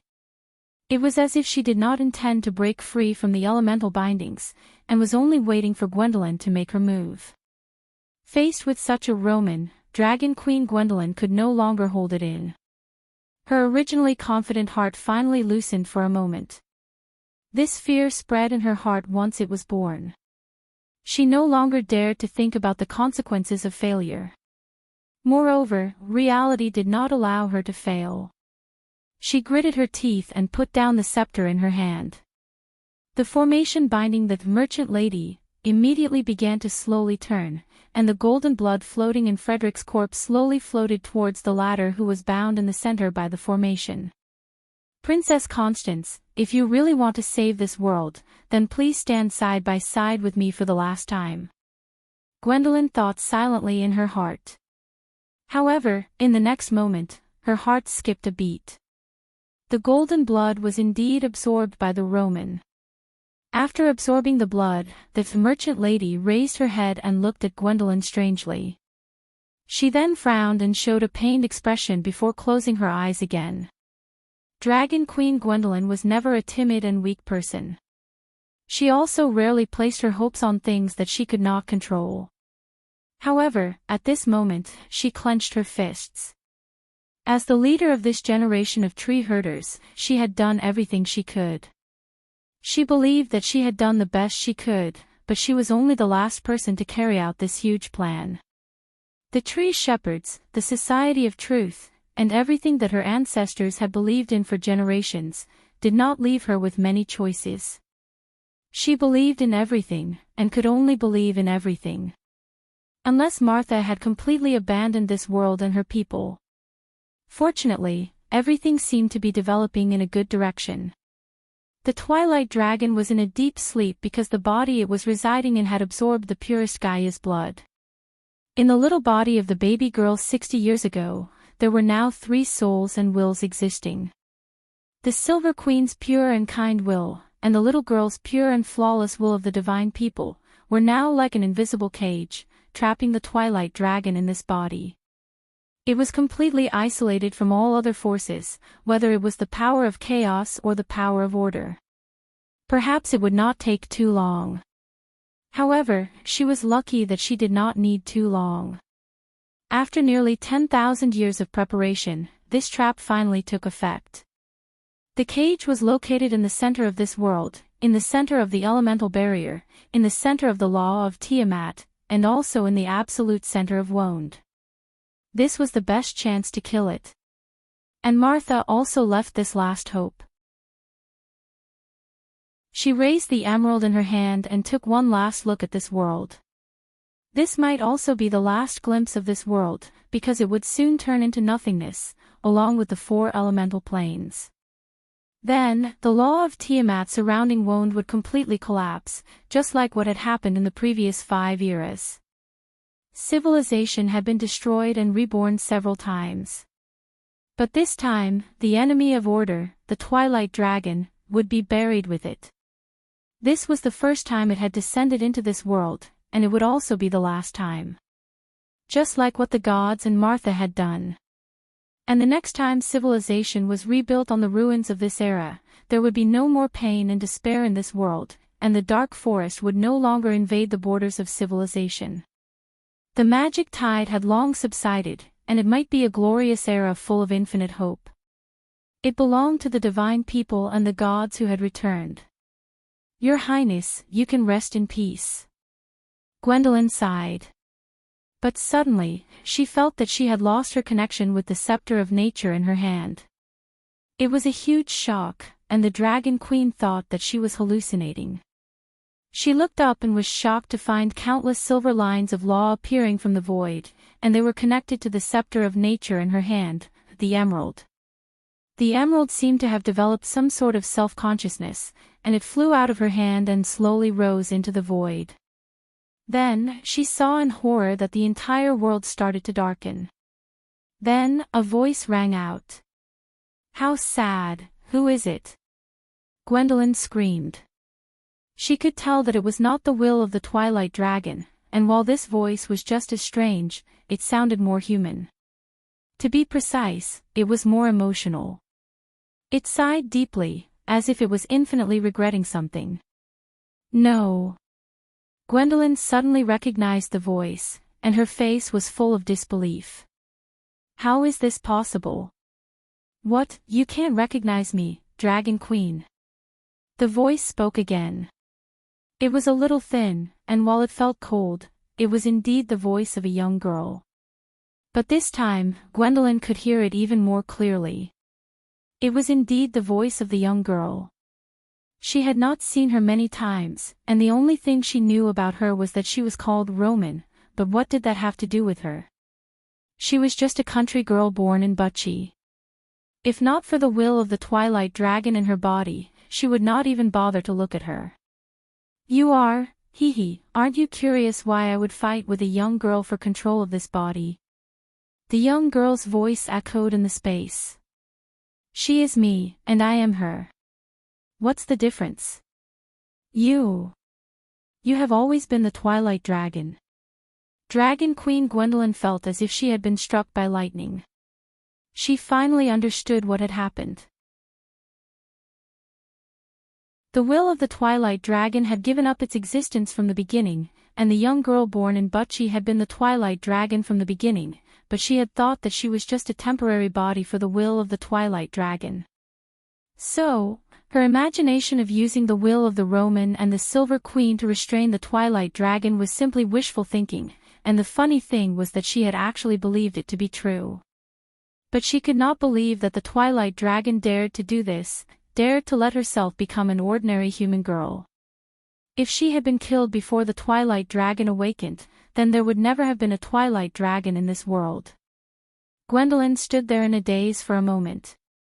The tree herders had spent tens of thousands of years, and she and her teacher had gone through all kinds of twists and turns, even sacrificing what Constance had done, awakening the Twilight Dragon and then killing it.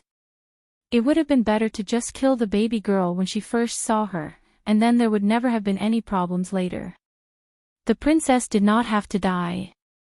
The elemental world did not have to be destroyed. Her heart was as strong as steel, but at this moment, she could not help but feel a crack of regret. It was as if her entire world had collapsed, and at that moment, Gwendolyn understood that she had failed, and failed miserably. And the key was that she had created all of this with her own hands. Why did you do this? Gwendolyn muttered to herself blankly. If you wanted to destroy us, why did you have to do something so superfluous? Superfluous. The Roman opened her eyes and looked at her with a smile. Because you have always escaped punishment in the end, and I am tired of this game of hide and seek. This time, I want to completely destroy this world, but I have to destroy Martha first. So, I had to come here personally to find out your secrets. She pointed at Sang Chui in the air and said, so I have to thank you for giving me Martha's authority. The Dragon Queen's body was cold. The most ridiculous thing is, that the merchant girl did not care about the latter's feelings, and continued, you do not agree with the civilization built by the Iron Folk, and believe that mortals are not worthy of inheriting your civilization. But what's laughable is that isn't the same for your inheritance. You actually believe that bloodline is everything to Martha's authority. How sad. So, before everything is destroyed, let me show you the true face of this world, so that you can understand how terrible your ignorance is. The Roman shook her head, and then became serious. Let me reintroduce myself, Lady Gwendolyn. I am a Roman, and the eternal destroyer of this world. But that doesn't matter, because your civilization and my memories will live on forever, because order is a part of chaos. Chapter 1181. No, it can't be wrong. This plan, our plan, it must be perfect. Like an empty shell that had lost its mind and soul, Gwendolyn's eyes were filled with extreme fear. She clenched her teeth and used the last of her courage and strength to fight for control of Verdant. It was as if it was the only thing she could do, but it looked more like the final struggle of a drowning person.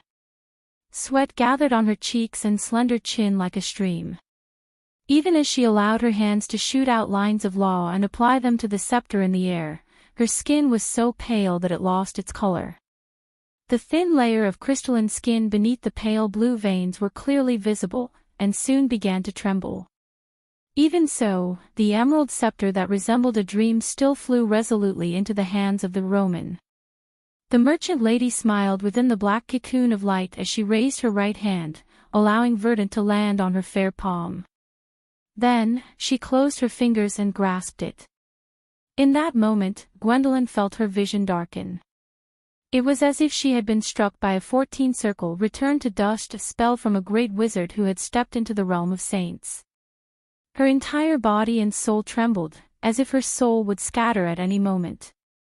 It's all over. The Dragon Queen's heart seemed to have fallen into a dark, bottomless abyss. Despair shrouded her mind as if she could no longer see anything, leaving only boundless regret.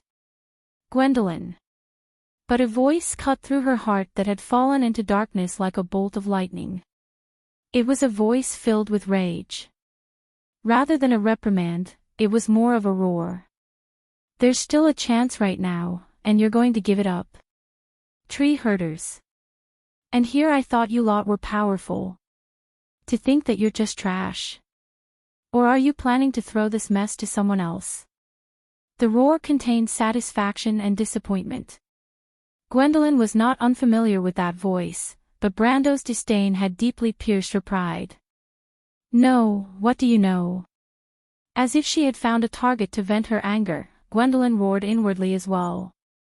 I'm not giving up, it's just that it's useless. We've all been deceived, and I'm a complete failure. Yes, I've harmed everyone. Don't blame everyone for your weakness. If I were you, I would die in the middle of the charge. Only cowards kneel and beg for mercy. Moreover, it's meaningless, because no one would pity you. Brando did his best to fly in that direction, but in his eyes, the Roman in the black cocoon of light did not move at all, and yet the distance between her, Gwendolyn, and himself was increasing. It was as if a folded space had been flattened out, a fragmented world expanding several times in an instant. A gray web-like structure extended beneath dusk, the distance between the grids increasing, and in the blink of an eye, Gwendolyn, who had been right in front of her, was now a world away from her. Although Brando did not know what the Dusk's was doing, it could not be anything good. When he saw Gwendolyn's dazed look, he knew that things were just as he had expected. The tree herders had indeed been tricked by the Dusk Dragon. What a joke! How could a big boss like the Dusk Dragon fall for schemes and tricks? In the face of absolute power, any tricks were meaningless. The funny thing was that the tree herders did not even understand this principle, and had been deceiving themselves for thousands of years. Of course, perhaps the sages of the tree herders had other plans, but in this era, their successors had obviously gone astray. When the calamity of wolves descended in the Amber Sword, the Bugis, Silver Elves, and Dragons had also come up with countless ways to deal with Ekis and her daughters, and what was the result?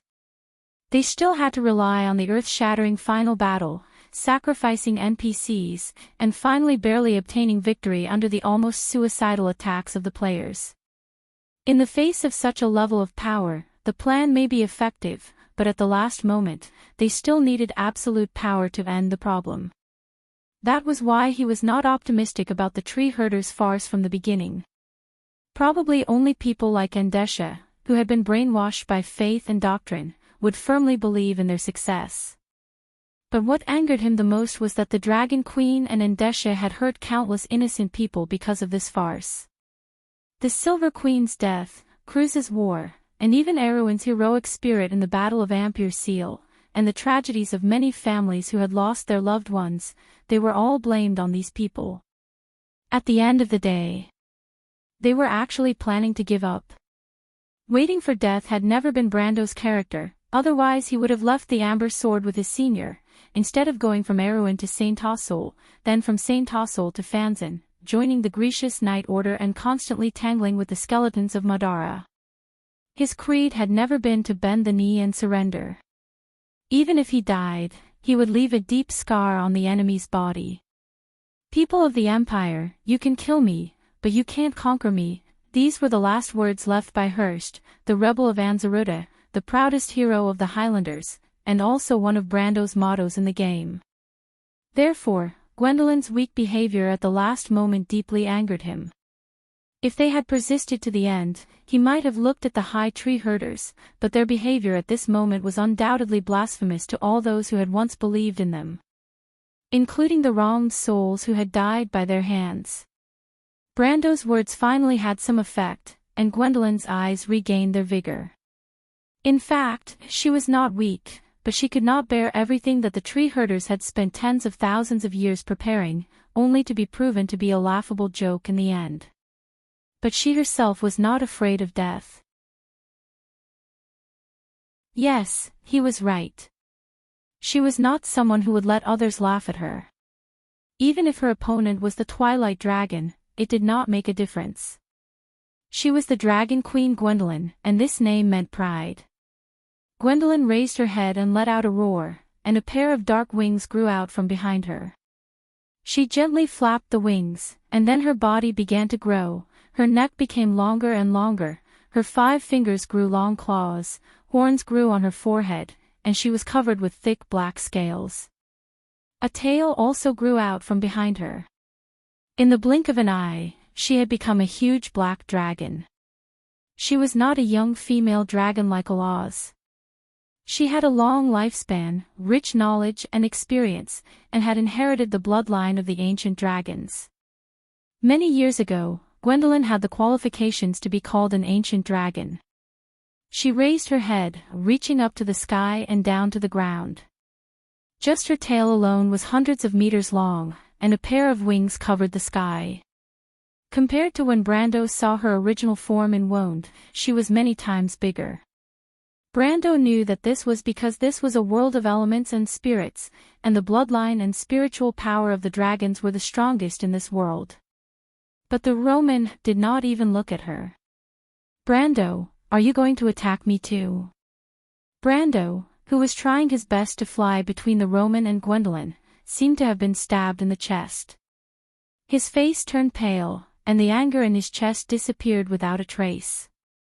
"Roman. That's me, Brando. It's a pity that I can't travel the world with you and become the biggest merchant." "Mr. Brando, what's wrong with you?" Lute could not help but ask when he saw Brando's terrible face, and the knuckles on his hands that were holding the two holy swords were cracking, and his knuckles were as white as exposed bones. But Brando did not seem to hear him. "You're not a Roman. You can say that, but I can still feel the feelings for you in my heart. Unfortunately, the will of dusk prevented me from having these feelings. I will let you have a decent ending, and you will live in my memory forever. Give me back my Roman." Brando looked in that direction, his eyes almost spitting fire as he gritted his teeth and spoke word by word. The merchant was silent for a moment before she spoke again. "I'm sorry, Brando. I'm afraid I can't do that." "Gwendolyn." Brando roared. "Cooperate with me." Gwendolyn was now fully awake. The tree herder's dragon queen did not care about Brando's order, but her rationality told her what to do at this moment. She let out a low roar, flapped her wings, and flew towards the Roman like a ray of black light. The merchant sneered. The world was now completely different in the eyes of dusk. What was laughable was that these self-proclaimed inheritors of this civilization did not understand this. These lowly creatures were forever struggling in their short-sightedness. Perhaps this was the tragedy of mortals. They were not even comparable to Marcia. Although the latter was a product created by the divine people, in her eyes, it was superior to the civilization of the Matatanians. If it was not for the fact that she had to protect these ignorant people, perhaps the war would have dragged on for a long time. What was laughable was that it was these people she protected who personally delivered their lives into her hands. "That's why order is short-lived," she sneered. The space around them began to change. Gwendolyn, who was flying towards the Roman at full speed, suddenly saw many unfamiliar scenes. There were many strange things in this fragmented elemental world. It was a silver network that floated in a pitch-black space. Below the network was a blue continent.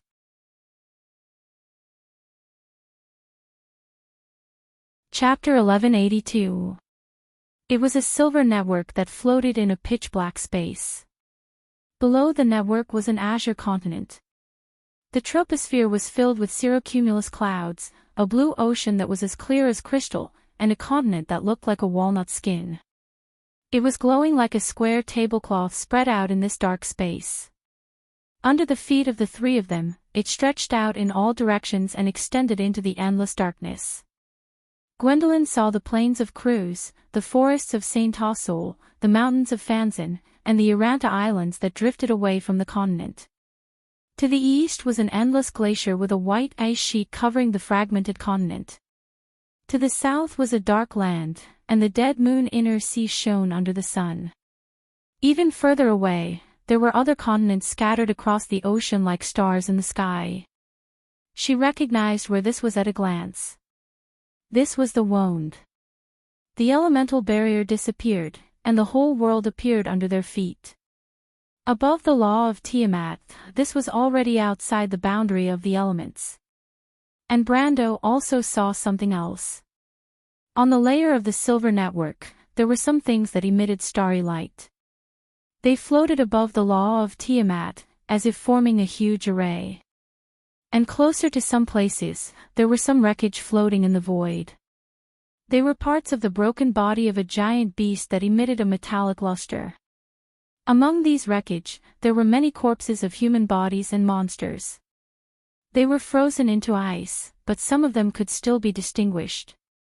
Brando recognized at a glance that they were the Myernas. But there were also some other races, such as the dazzling folk, the dragons, and some that he had never heard of before. They had never appeared in any myths or legends.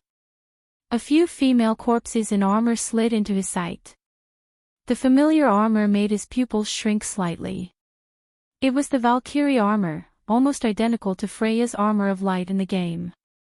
These female heroes had long been buried in an unknown era. Their faces were blurred as they slid silently into the distant darkness. Silence reigned in the void. Among the wreckage, there were some other incomplete bodies, such as the Crystal Cluster, the Energy Race, the Giants' corpses, wolves, various Fenrir's sons and plague hounds, and finally, a sleeping female wolf. Brando recognized at a glance that it was the taciturn Otis, one of Ekke's 12 daughters. Without a doubt, this was a tragic battlefield. The Earth Legion that had resisted the Twilight invasion had long since fallen into eternal slumber. Do you see this world that the divine people and Martha have created in my body? Ever since the last war, you don't even recognize it anymore. The Roman extended his hand, and an invisible force stopped both Brando and Gwendolyn. No matter how hard the man and the dragon tried, they could not get any closer to the merchant girl. Little fellow, it's useless. Bai's voice sounded in Brando's mind. The Twilight Dragon has awakened. We're still one step behind. We're no match for her, at least not yet. Brando shook his head. He did not refute, but he did not plan to give up either. The Roman looked at them and continued, so you're no longer worthy of inheriting this civilization, nor are you worthy of being the descendants of the divine people. The glory of the Maditanians has come to an end. Odin has stopped me from descending into this world for 1,000 years, but you haven't been able to change your fate.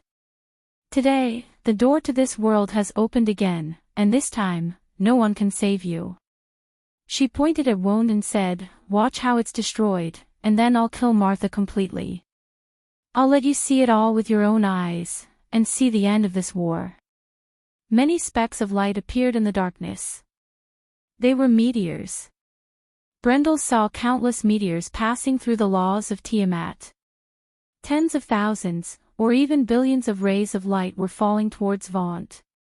Although he was only quietly watching this scene from above the laws of Tiamat, he could fully imagine what a spectacular scene it would be to look up at the sky above the land of Vaunt at this moment. But that was the glory of the end, the desperate situation before the world was destroyed.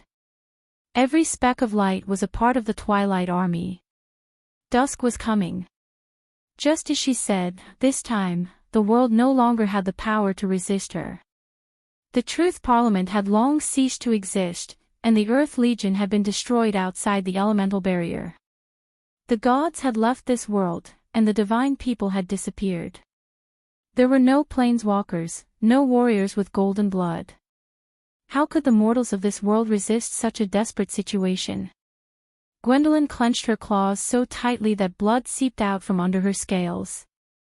Brando held the two holy swords tightly and did not say a word. East of the Cruz Plain, in the mountains of Metz, in the hills of Anzaruta, on the quietly flowing Vargas River, in every region around the sublime inland sea. When people looked up, they saw the bright starlight descending. After the specks of light entered the atmosphere, they were ignited by the high temperature, forming a long tail of flame that slowly fell from the sky. It was like a rain of fire. The knights stopped in their tracks. The merchants in the caravan had just recovered from the fear of the night. The refugees who had survived the disaster did not have time to adjust their emotions. One by one, the ascetics ran out of the temple and looked up at the sky. Everyone saw this scene with their own eyes. The sky was ignited.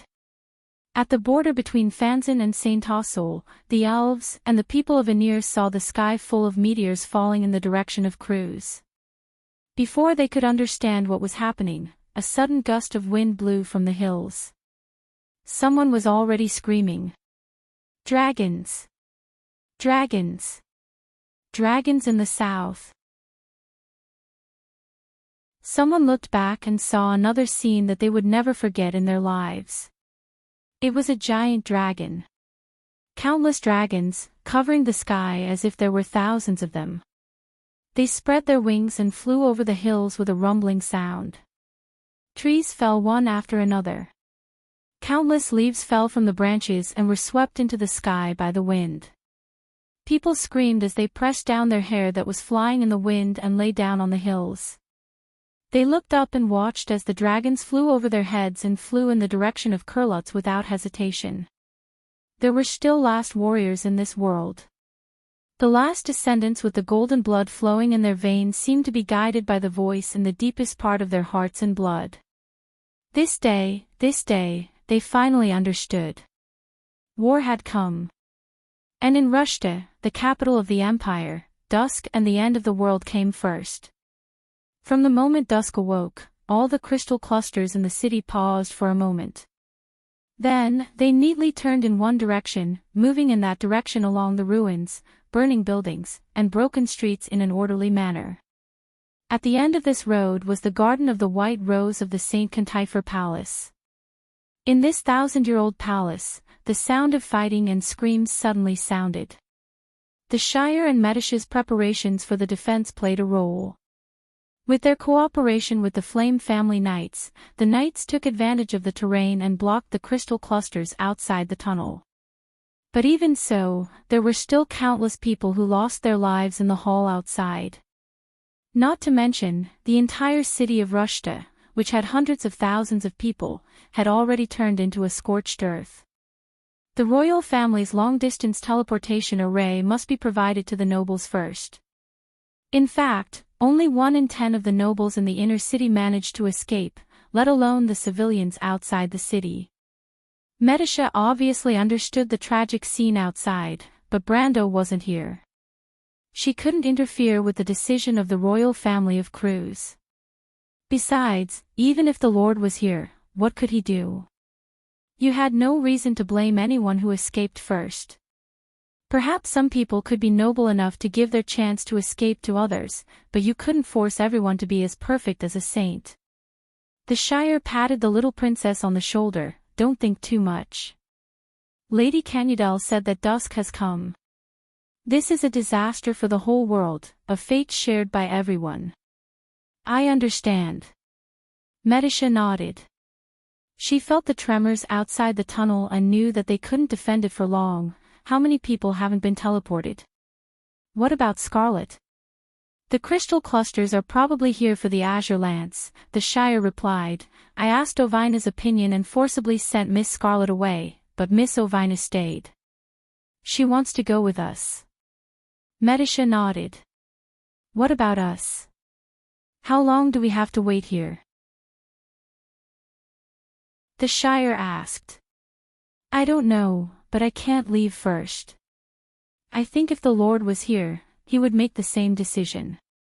Medisha glanced outside and walked to the door. We can't save everyone, but we can at least save ourselves. As you wish. Now I just hope that the Lord can come back soon. Another rumble came from the ground. It was as if the whole tunnel was shaking. Dust rustled from the ceiling and many people fell down in screams. The Shire saw little Nedwin walk out with a serious face. He saw them and asked, "What's going on? What happened now?" The Shire was about to say that they didn't know, but at that moment, he saw a knight of the Flame family, whose face was covered in blood, stumble in from outside. When they saw him, he shouted, "My lords, we're in big trouble." A meteorite pierced through the dome of the banquet hall and hit the entrance of the tunnel. Many of us died, and, don't panic, speak slowly. Little Nedwin frowned. The Knight of the Flame family was an elite with rich experience and courage. If even they were in such a state, one could imagine how serious the situation outside was. The Knight of the Flame family gulped and replied, "And there are some strange things in the meteorite. They're monsters and they're very strong. We can't hold them off for long." "What kind of monsters?" the Shire asked. "I don't know. I've never seen monsters like that. They're like mercury, but we can't kill them no matter what." The nobles, the Shire and Metashow were shocked at the same time.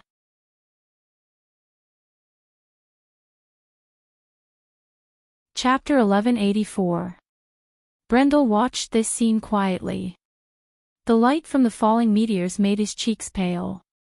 Halran, Gaia and Odorphais were gripped tightly in his left and right hands respectively. The tips of the swords drooped down, and a golden line extended from the hilt to the tip of the swords, shining faintly. 2 people and 1 dragon formed a huge equilateral triangle outside the elemental domain. Dragon Queen Gwendolyn's eyes seemed to be flowing with golden lava, burning fiercely as she stared at the twilight dragon Roman. Among the 3 of them, only Romaine was calm. She reached out her hand to the back of her head, and her white wrist shone under the light of the meteors. Her long hair was tied up behind her head, and strands of dark brown hair seemed to reflect the golden light at the edges. She smiled at the 2 of them, and there was a slowly spinning black vortex in her eyes. In the deepest part of her eyes, there was a faint dark red light flashing. That light did not shine with a cold and cruel color. It was just disdain, as if it was looking at 2 children who overestimated themselves. Give up, Brando did not think about this problem. He was looking for an opportunity. There must be another opportunity. Odin knew about the tree herder's plan, but he did not stop it.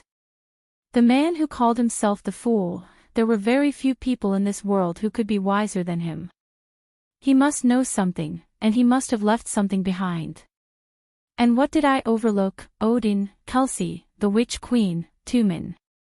Shadows flashed in Brando's mind, like chaotic silhouettes, but they gave him a hint of inspiration. The Fool. That's right, the Fool. Odin's promise to the crystal. What did Odin promise to the dragons? Why was the Fool's inheritance the war dragon Tiamat, the raging dragon Alphonse, and the crystal? The golden flame blade hummed and trembled in his hand. An unyielding will was sleeping in the dark blade, and it was awakening bit by bit, resonating with the unyielding soul burning in his heart. Suddenly, there was a light in the depths of the universe. The light was so weak that it was not even worth mentioning in this vast space. Prometheus tossed the flame's seed onto the dark ground. A golden line extended from the flames and parted the flames in a straight line. Like a broken line of fate, it was deeply engraved in Brando's eyes. A great aura appeared in the space. It was gentle and generous, but also solemn and majestic. It was like a voice, narrating an ancient history. Those who are blessed by me are my people. The golden thread passed beneath Dragon Queen Gwendolyn. Roar! Dragon Queen Gwendolyn immediately raised her neck, spread her wings, and let out a howl. Brando saw golden lines appearing on the latter's body.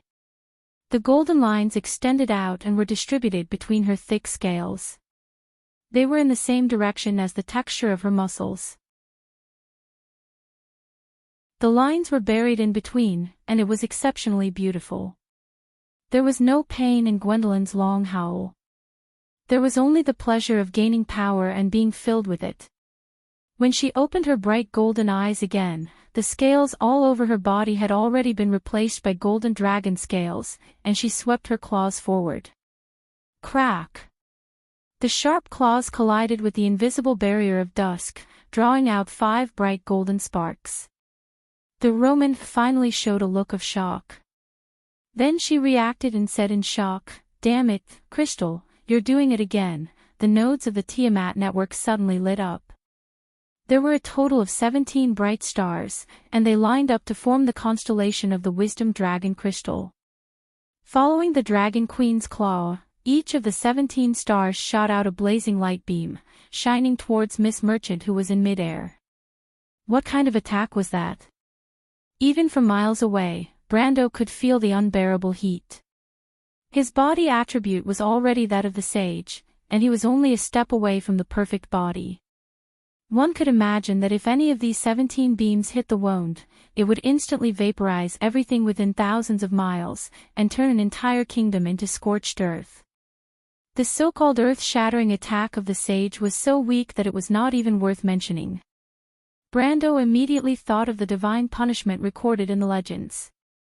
In fact, Archangel Iroma had also displayed such power, but she had borrowed the power of the Holy Sword, and it was much weaker than this. But when he thought back to that scene, it felt somewhat familiar. This is the power of the Holy Sword, Brando reacted. The Holy Sword. The Dragon Queen Gwendolyn was actually the Holy Sword. His body reacted faster than his brain. When the 17 stars that represented the wisdom dragon lit up, the Roman turned her attention over. She stood in the air and pointed her white index finger in that direction. Dozens of black vortexes appeared in front of her, and in the next moment, beams of terrifying heat hit the center of these vortexes and locked them in a stalemate. At that moment, it was as if a bolt of lightning flashed through Brando's mind. As if he did not need to think, the Odorfice in his right hand shot out a bright pillar of fire, and from top to bottom, he slashed towards Dusk. This slash. There was no thought, no worry, as if there was no front and back, and it was here and there. Brando felt as if he was in a world that was both slow and fast. He looked at the tip of the sword in his hand, drawing a golden line in front of his eyes. His heart burned with anger, but the hand holding the sword did not waver at all. His mind was calm. At that moment, all the secrets of the universe were revealed in front of him. Line segments intertwined with each other. Whether it was Tiamat, the elemental barrier, the continent of Vaunt, or even the blue ocean and the convoluted clouds in the atmosphere, they were all intertwined with line segments. The lines of different colors described different laws. The sun rose and set, the tides rose and fell, the trade winds went back and forth, the mountains rose and fell, all things prospered, and the fire of civilization shone. Everything was arranged by the laws of all things and all things. This was the sword of the End Realm. At that moment, Brando clearly knew that he had once again touched the threshold of the End Realm. He even clearly knew that this was just a flash in the pan, but it indicated that his future path had been paved. From the extreme realm to the Saint Realm, there was only one path left. The mysteries of the laws were like a big book that was opened in front of him. It was a golden crescent moon. It cut open a bright and eye-catching narrow light in the dark universe. The laws of time and space all avoided in front of it. This sword seemed to have produced a difference in logic. It was at any position in any space at any time. Brando could totally think that this was the only sword in the world. In this era of wound, no sword saint could take this sword. Even in the Amber Sword, no more than 20 players could escape from it. Not only because it was the End Realm sword of the Saint Realm, but also because it was Odorfice. Unfortunately, Brando was facing Dusk. It was the will of Wound's chaos. Roman used one hand to resist the Dragon Queen's attack, and with a backhand movement of his right hand, he drew a line in the air with his 5 fingers, and a sword light that looked exactly the same as the golden crescent moon appeared. But it was pitch black, like the 13th black moon that had fallen. Dusk was annoyed by the backup plan left behind by the Wisdom Dragon, so she didn't show any mercy.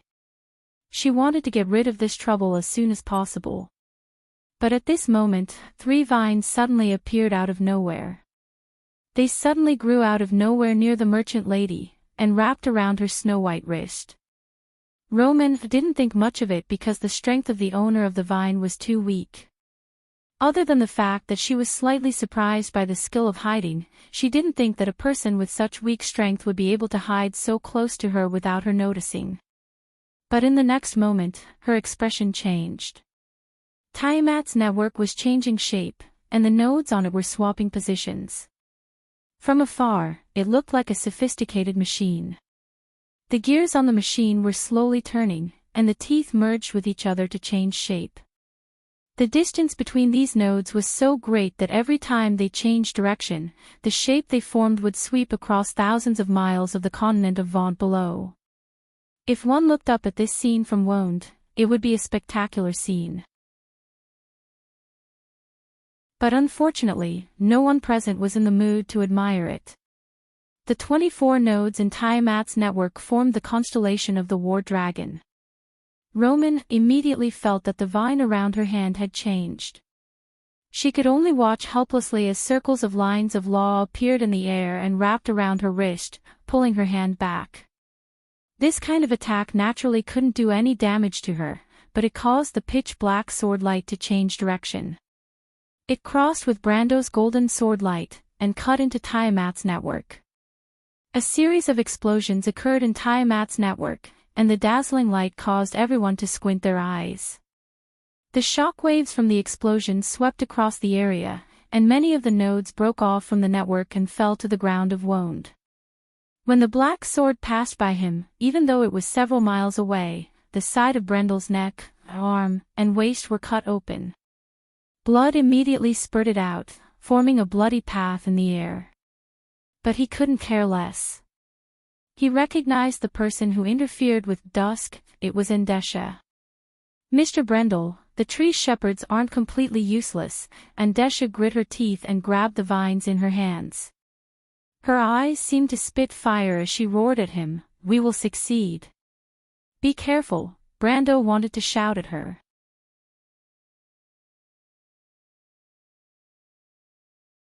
Chapter 1185.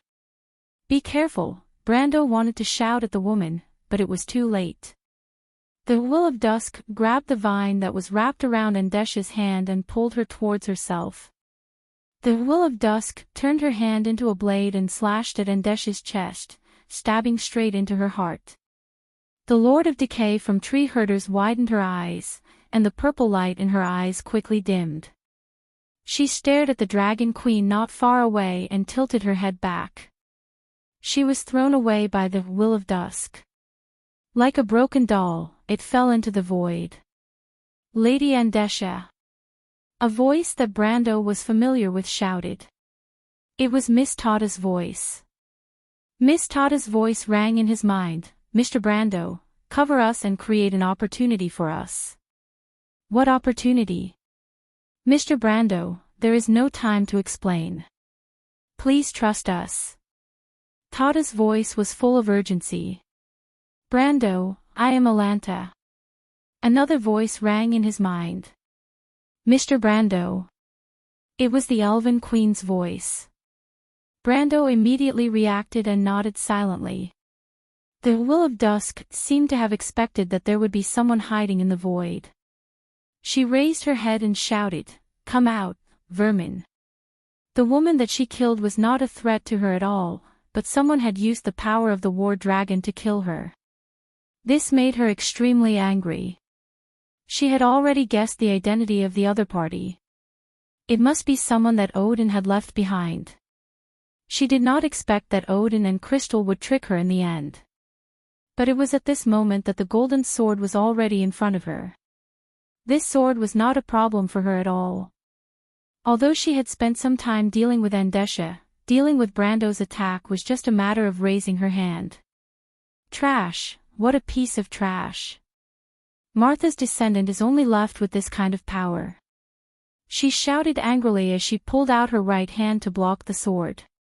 However, the Will of Dusk had forgotten that she had already neglected the other side's defense when dealing with Endesha. In fact, she did not pay much attention to the Dragon Queen's attack, and deliberately led her to exhaust her strength. The black vortices were just summoned by her, and she purposely maintained the same level of power as Gwendolyn so that she would not have the time to do anything else. But she kept diverting her attention, and the vortices that she had to maintain were on the verge of collapsing. The last straw that broke the camel's back was Gwendolyn's fury. She let out a shrill roar the moment Dusk's palm pierced Endesha's heart. Even though Endesha was just one of her many subordinates, her final words to Brendel had struck the softest spot in her heart. Under Gwendolyn's rage, the power of the crystal's legacy doubled in an instant. 17 beams pierced through the black vortex in front of the Dusk Will, and by the time Romaine reacted, the beams had already struck her body viciously. "Ah!" Romaine let out a shrill shriek. Although the attack was not enough to hurt her, she did not expect to be hit by such a weak attack. The pain contained in this scream was far less than the anger contained in it. But this attack was not the only one. Brando's sword landed heavily on her body in the next moment. But this strike made Brando's heart sink. Based on his expectations, this End Realm expert's sword should have accurately struck Dusk's shoulder, which was tilted backwards due to the Dragon Empress attack. Although it shouldn't have injured Dusk, it should have at least bought some time for Miss Tata and the others. But he did not expect his sword to be caught by the Roman will of Dusk. Romaine stared at her with a furious expression. She had almost been knocked down from her position because of a stumble. This was a great humiliation. She was no longer the little girl from the countryside of Butchie. She was the Dusk Dragon, the will of all things. Ever since she fought with Martha and Woned, she had never tasted something like this. This was because she had always been attacking from outside of this world. In fact, this was the first time she had descended into this world in a physical form. If the last time she fought with the Knight of Sky Blue, she had only tasted the taste of being injured, then this time it was a complete humiliation. What was the Iron Person? It was like a speck of dust. Anyone who was hit by an ant would feel humiliated.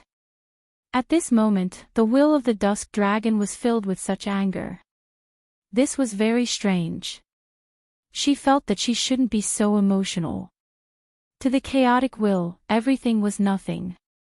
No matter if it was glory, faith, ideals, or humiliation, they were all worthless. It was as if this world was not worth mentioning in her eyes. She shouldn't feel any extra emotions. However, she found that she was uncontrollably affected. Ever since she had been sealed by Canudel for more than 10 years, the emotions of the Roman and the kindness of the Silver Queen had unavoidably begun to affect this body. This was not a small matter.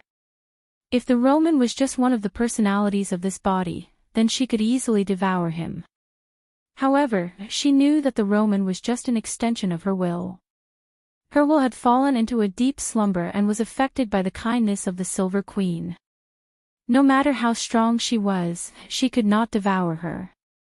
As for devouring the kindness of the Silver Queen, it was a little too late. Dusk did not know whether this was good or bad. It was as if she had never felt human emotions before. She was extremely confused, but at the same time, she was even angrier. Because all of this was because of these damned insects. Get lost! She screamed angrily. Brando felt a terrifying power coming from his sword. The power was irresistible. It was as if the power could split heaven and earth. It was directly transmitted into his body. His vision turned black, as if he was about to fall into a world full of illusions. However, at this critical moment, he stared at the Roman's distorted face. His heart was full of despair and unwillingness, as if there was hope. The Halran Gaia and the blade of golden flame in his hands became extremely bright at the same time. The power of the law instantly formed a barrier in his heart. The power of the Twilight Dragon crashed into it like a tsunami. Brando immediately spat out a mouthful of blood. However, he seized this opportunity and threw away the two swords as if he didn't care about his life. He stretched out his hand and grabbed the Roman's collar, as if he wanted to pull the latter out of the black cocoon. At that moment, the will of Dusk was furious. She grabbed Brando's throat and pulled this arrogant guy up. Damn you, I wanted to leave you with an intact corpse. Roman. Even though Romaine was small, Brando felt as if he was being grabbed by the throat by a giant. He shouted with difficulty. Wake up. She is not you. Think of your dreams. Do you still remember our promise? Romaine had tilted her head and looked at Brando, a disdainful sneer on her face. Wake up. This is the awakened me, a complete me. As for the foolish village girl you like, she's just a fragment of my memory. Do you think that a fragment of my memory can control the will of chaos? Shut up. Brando immediately felt dizzy. He was like a fish out of water as he gasped for air and replied with difficulty, "The will of chaos is nothing, you deserve to die." Romaine was furious. She raised her hand and prepared to kill this damned maggot like how she killed Endesha. But when she raised her hand, she suddenly felt Verdant in her hand tremble slightly. It was an extremely slight tremor that was almost undetectable. At that moment, 3 figures suddenly appeared above her head. Brando's vision was extremely narrow due to the lack of oxygen. He could barely see Miss Tata, Sage Eloranta, and the Elven Queen. "Mr. Brando." Miss Tata spoke softly, "I'll leave the rest to you." Brando was stunned. He was dizzy and did not know what was going on. He saw Miss Fairy pointing her finger at him and making a light stroke. Roman's hand that was choking Kieran's throat loosened on its own because of the simple stroke. Then, an invisible force separated him from Roman. The Will of Dusk was slightly stunned. She had already noticed the existence of these people, but she did not pay much attention to them at first. It was just a few springs, what was the big deal? But the moment Tata made a move, she felt that something was wrong. "What kind of power is this?" Roman asked in a shrill voice as her expression changed. However, Tata did not pay any attention to her. Instead, she pulled out something from her bosom. Brando felt as if his neck had been cut by a knife. He gasped for air, and it took him a while to feel the body below his neck. But when he looked up and saw the thing in Tata's hand, he was stunned. It was a golden disc. It was a war slate. This thing. Roman's pupils shrank abruptly. She shrieked, her body almost turning into a straight line as she shot towards the fairy in midair, reaching out to snatch the thing in the latter's hand. But someone was faster than her. Dusk's will had just moved when a huge shadow blocked her way. It was Gwendolyn with a solemn expression. "I failed once, and I made a terrible mistake." The Dragon Queen's golden eyes stared coldly at her, her voice hoarse. "I lost, so it's my turn to fulfill my promise."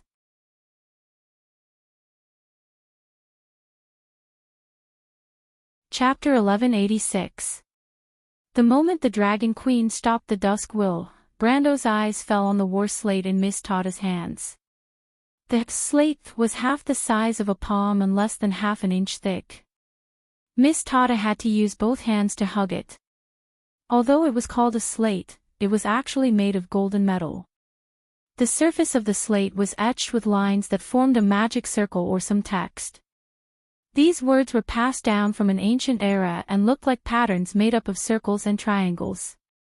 However, there was a serial number on the edge of the slate, G, RNQ 00000004. This serial number looked like the real name of the demon, but it was not.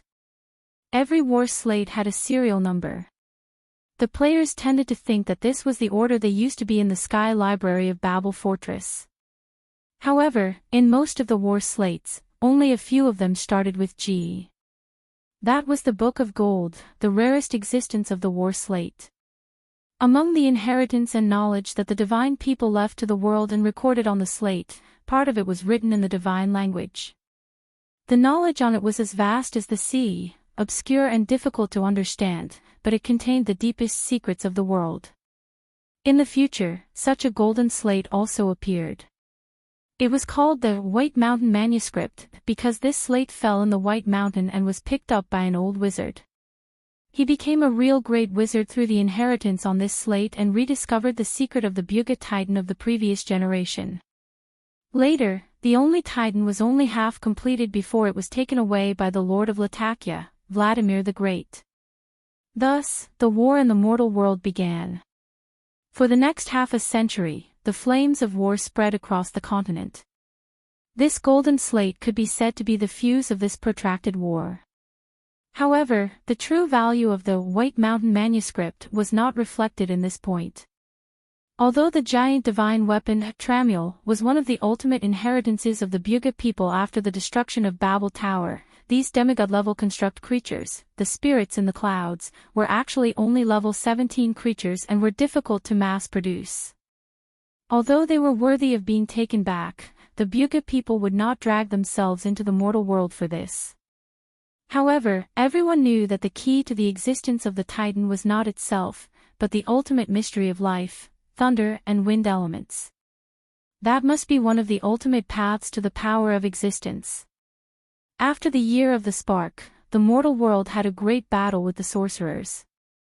Wasn't it because of this? While the players were unscrupulous in their pursuit of power, the wizards were also pursuing the ultimate secrets left behind by Martha.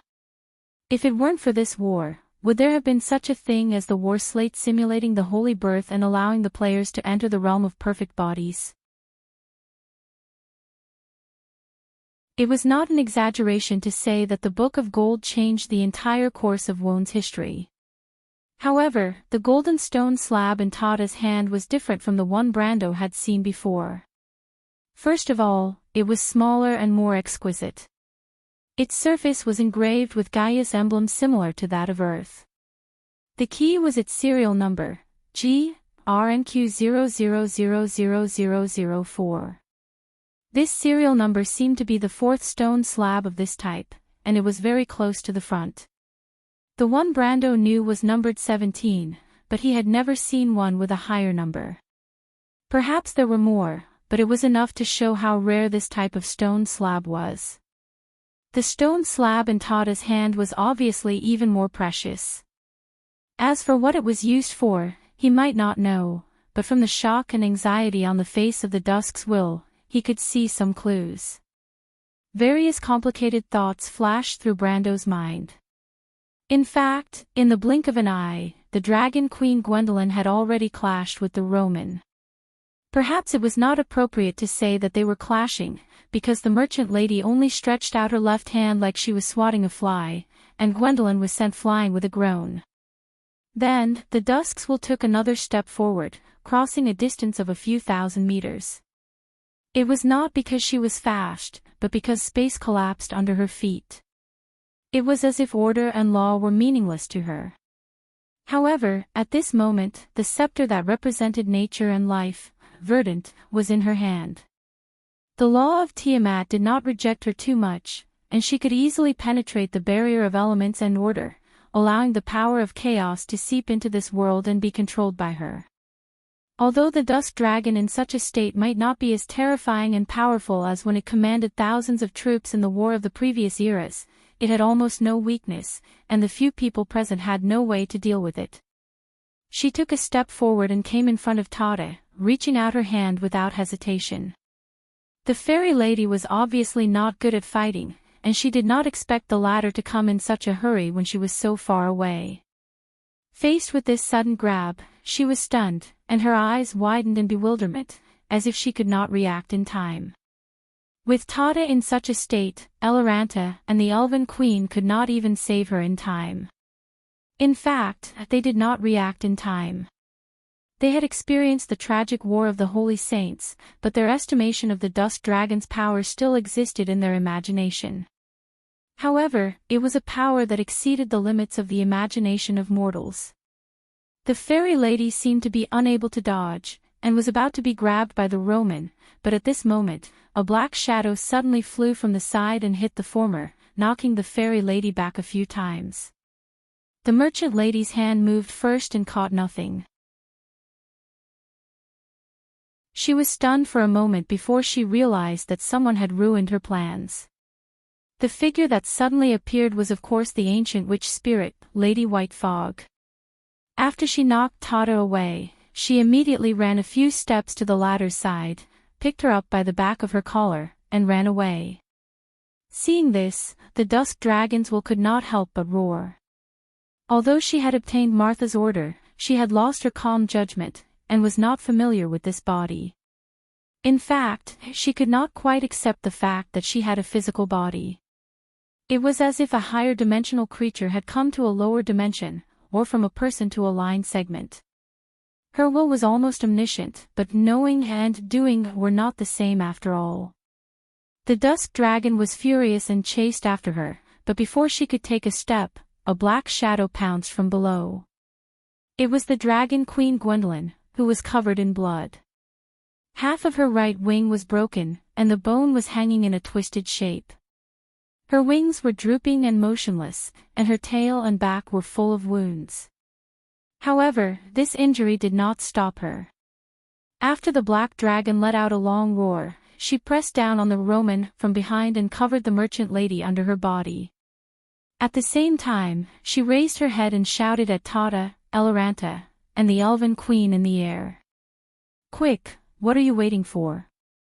Seal me together with her." At this moment, Eloranta and the wild elven queen finally reacted. In fact, from the moment the dusk dragon attacked the dragon queen, to the moment the white fog knocked Tata away, and the dragon queen flew back again, it was only a moment. But this moment was enough to decide many things. After all, the Earth Sage Eloranta had experienced the Holy War, and her identity as a warrior made her far more sensitive than the wild elven queen. When the latter just realized what had happened, Eloranta had already taken out something from her arms and held it in her hand. It was also a war slate shining with golden light. RNQ 00000002, you all, damn it. The Roman was bound in the Dragon Queen's arms and happened to see this scene. She was furious and knew that it was too late for her to stop it.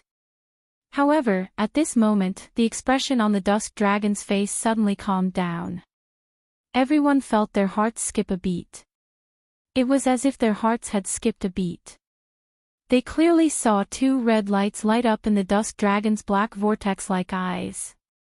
At that moment, a terrifying pressure swept across the entire space. What kind of great power was that? Everyone groaned at the same time and was bounced away at the same time, shooting in all directions like cannonballs. White mist rolled dozens of miles away with Tata in her mouth, then fell into the void and lost consciousness. The Elven Queen crashed into a floating wreckage in the universe and immediately smashed the wreckage into pieces. She immediately spat out a mouthful of blood and hurriedly covered her mouth with her hand. Only the Earth Sage Eloranta was slightly better, but she also retreated a few thousand meters before stopping. As for the Fire Fairy Prince Lute, who was standing the furthest away and was not qualified to participate in the battle, he was directly sent flying by the pressure. He fell into Tiamat's silver network and lost consciousness. But at this moment, no one could care about him at all. Only Malurcha, who was also unable to intervene, saw this scene and hurriedly turned around and ran in that direction. Faiz, who was behind it, screamed in fear. In fact, the two of them had appeared together with the white mist, but because the latter was very sensitive to the fluctuation of magic power, they had stayed far away from the battlefield from the beginning and were not affected. But for Brando, the situation was somewhat different. The pressure seemed to pass through his body at the first moment, but it did not push him away. He only felt a buzzing sound in his head, as if there was a moment of blankness in his thoughts, and his hair stood on end like a hedgehog. That kind of pressure that made him uneasy almost instantly awakened the memories in his heart, making him feel as if he had returned to Fathom Harbor at that time. He saw that terrifying eye appear in the vortex in the sky, coldly staring at him through the chaos in the dark. That was a great will. It stopped outside the barrier of this world, but just looking at this world indifferently was enough to make everything tremble. This was the true power of the Dusk Dragon.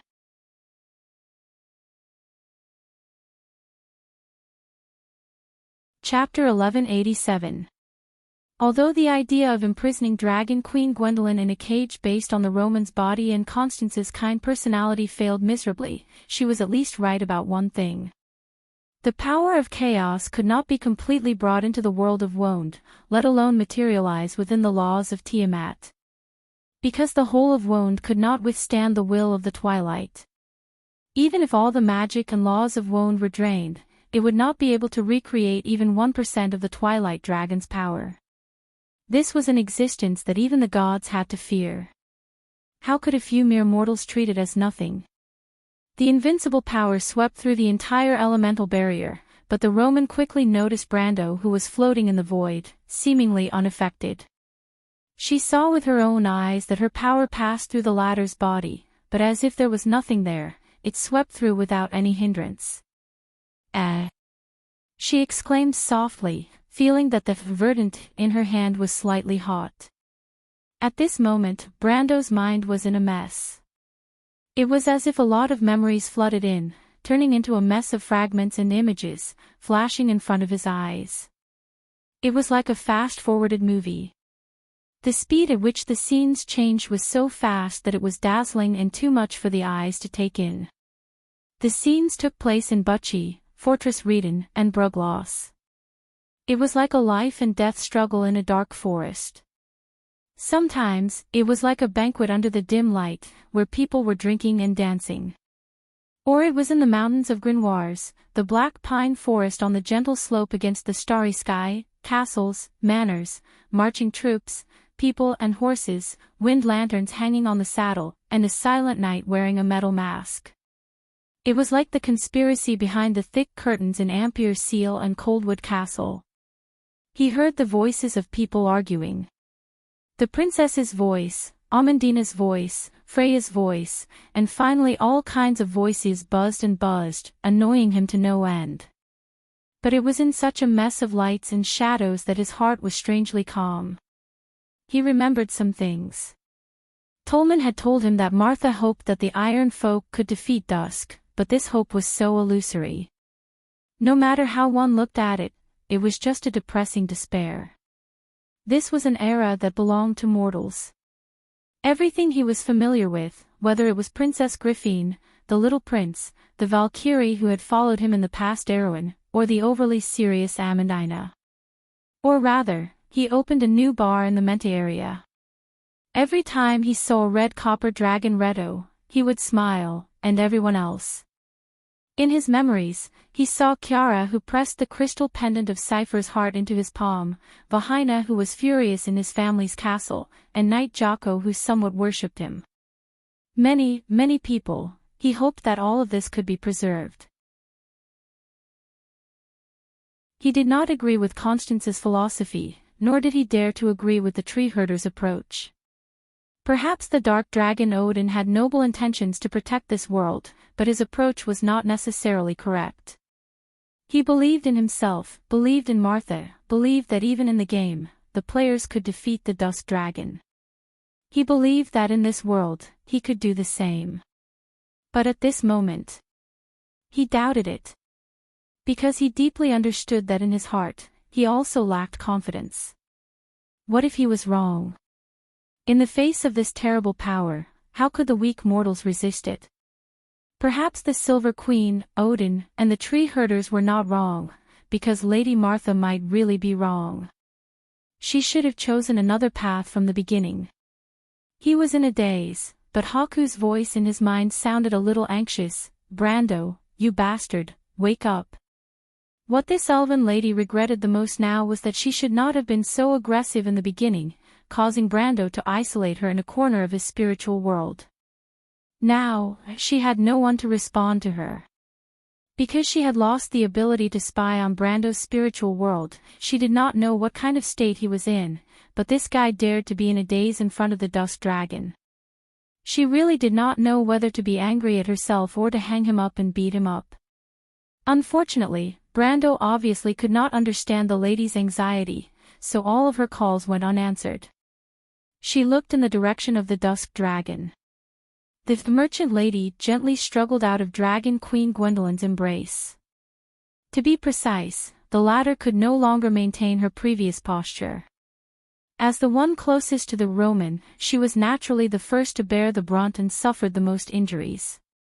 At this moment, she had lost the ability to maintain her original form and had returned to her weak human form. Her eyes were tightly shut, and her forehead was full of blood. The blood flowed down her cheeks and turned into blood droplets that floated in the gravity-free universe. She had lost an arm, and blood flowed out of the wound like a waterfall. The golden blood glistened under the morning sun rising from the horizon of wound. The Dusk Dragon pinched her chin.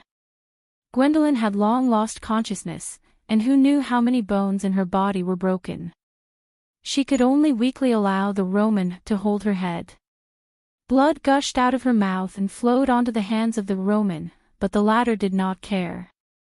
She gently stretched out her finger and wiped the Dragon Queen's lips. Her finger was golden, and then she put it to her lips and licked it with her tongue. In front of her, a black cocoon cage of light appeared out of nowhere.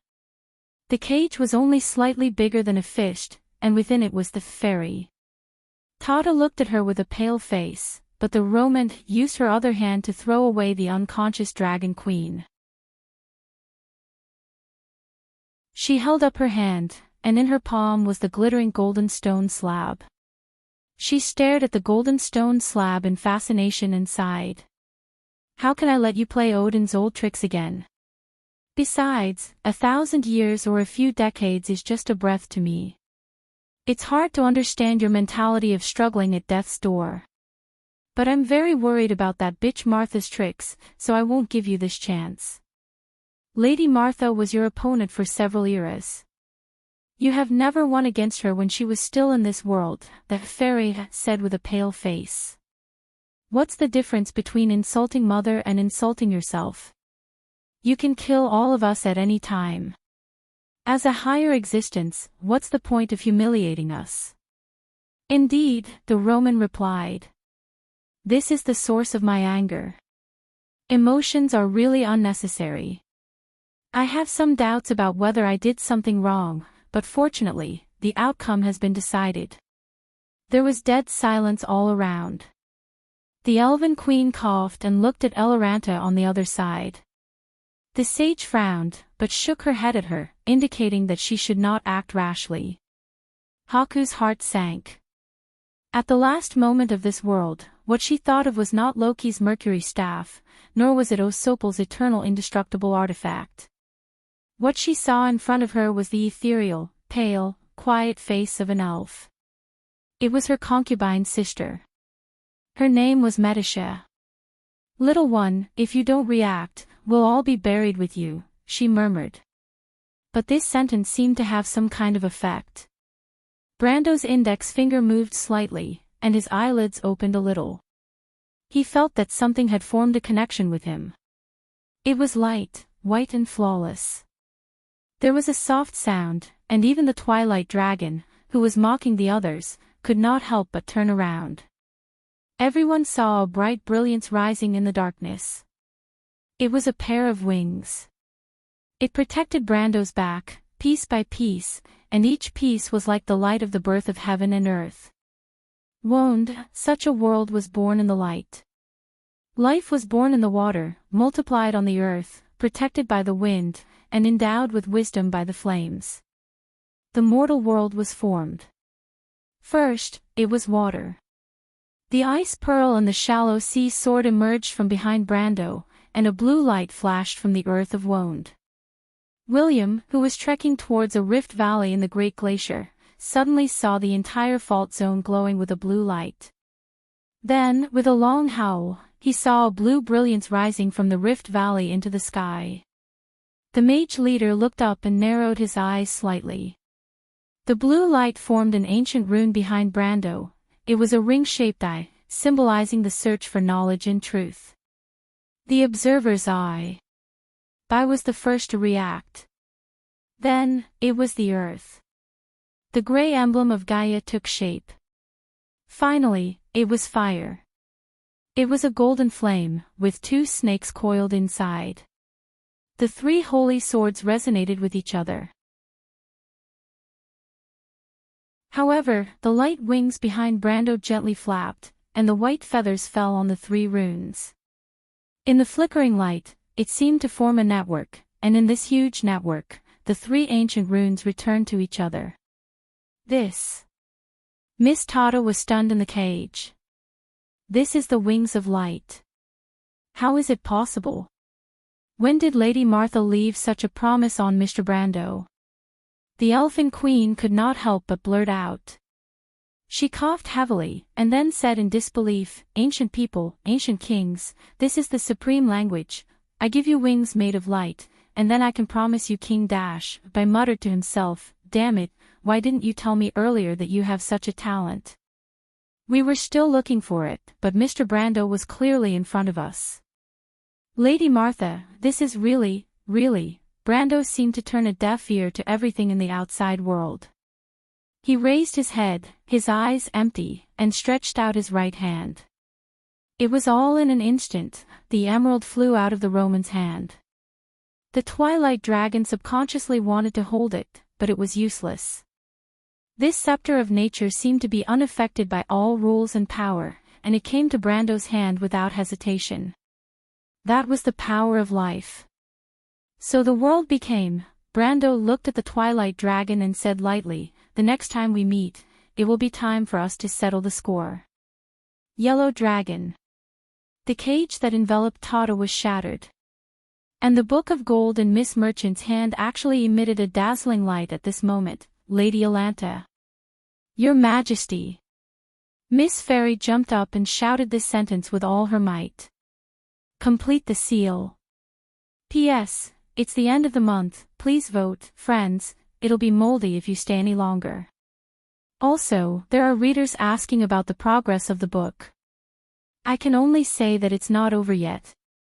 Overall, I'm still making progress, and it's not as abrupt as you think. I'll explain everything that needs to be explained. In my opinion, the ending is still relatively perfect, and there won't be any strange situations."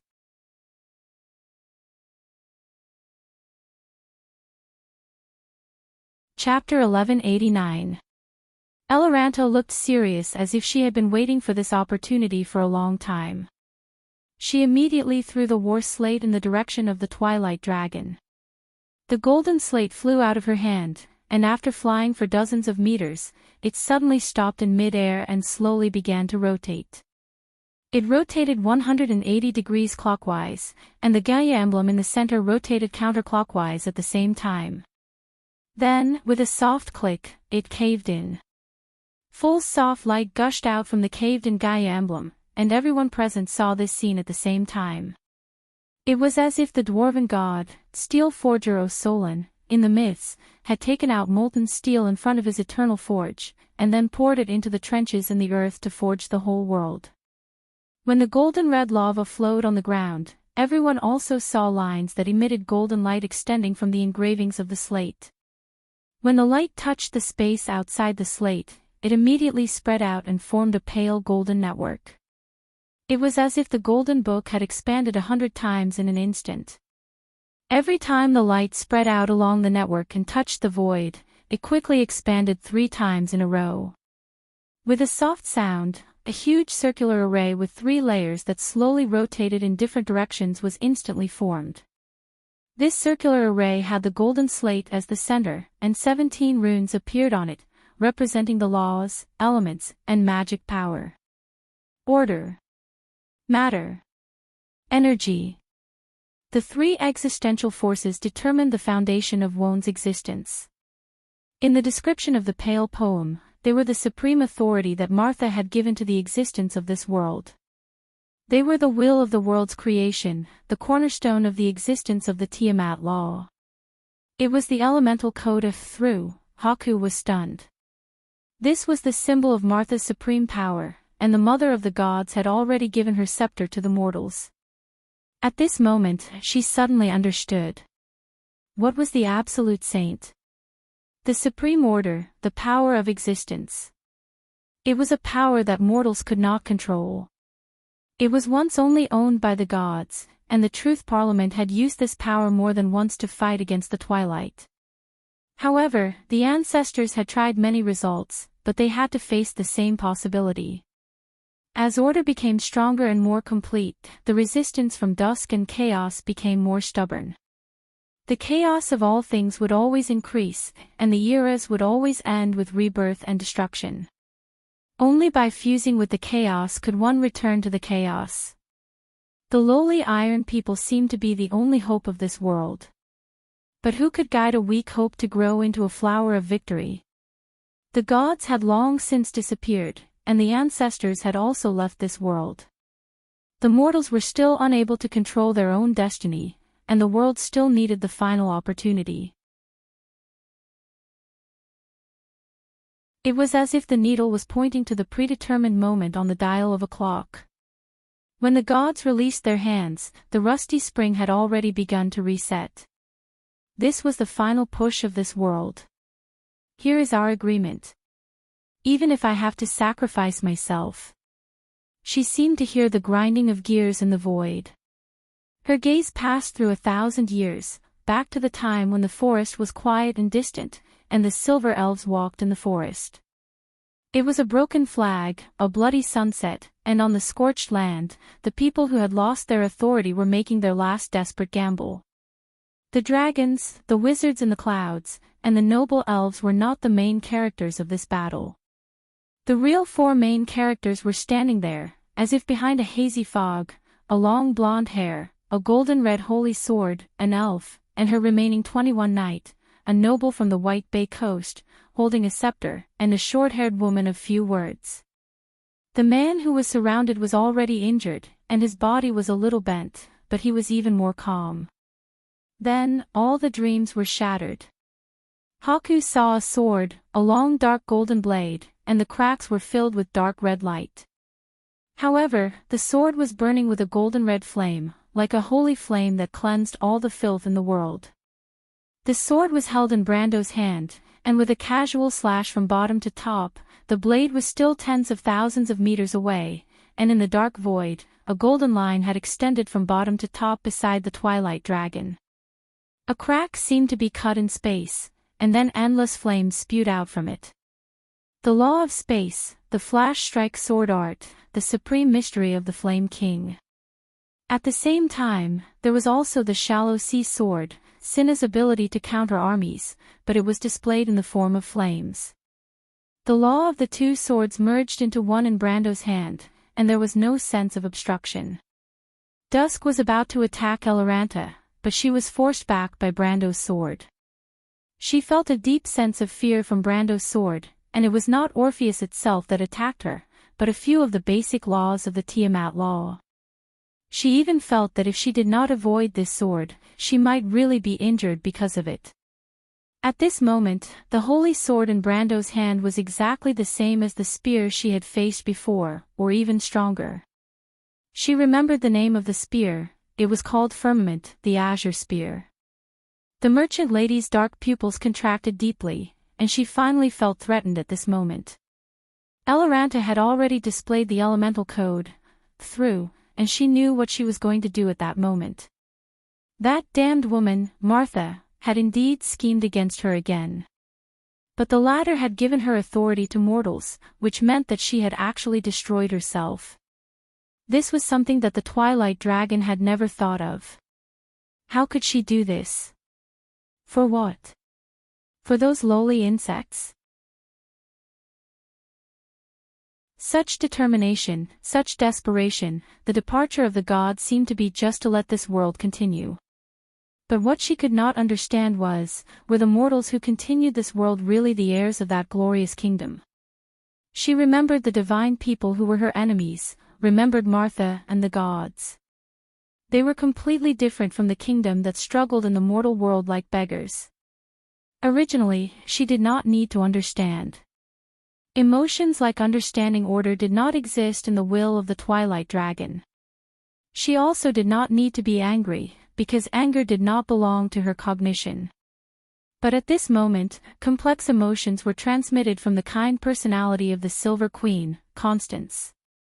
It was a form of life that she could not understand, full of low-level emotions and distracting thoughts, but she could not suppress them at this moment.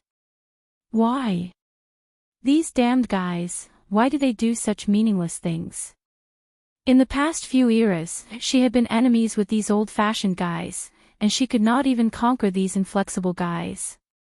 It was a great shame. She could not understand, and even became furious because of it. She let out a scream and suddenly swept her palm towards the magic circle that Eloranta had unfolded. The black energy vortex hit the elemental code through, and the three-layered magic circle shook violently because of this mighty blow, as if it would shatter together with the whole world of Wonde at any time. At this moment, a crack appeared on the land of Wonde, from the Great Glacier to the Alkash Mountains, from the Anzaruta Plateau to the Great Plains. The earth sank, the sublime inland sea collapsed, and the giant island of Truvia in the north of Hazel was divided into three. At the same time, hundreds of islands on the new sea vaporized at the same time. When Eloranta saw this scene, her face turned pale, and blood almost immediately seeped out from under her skin, like bloody tears.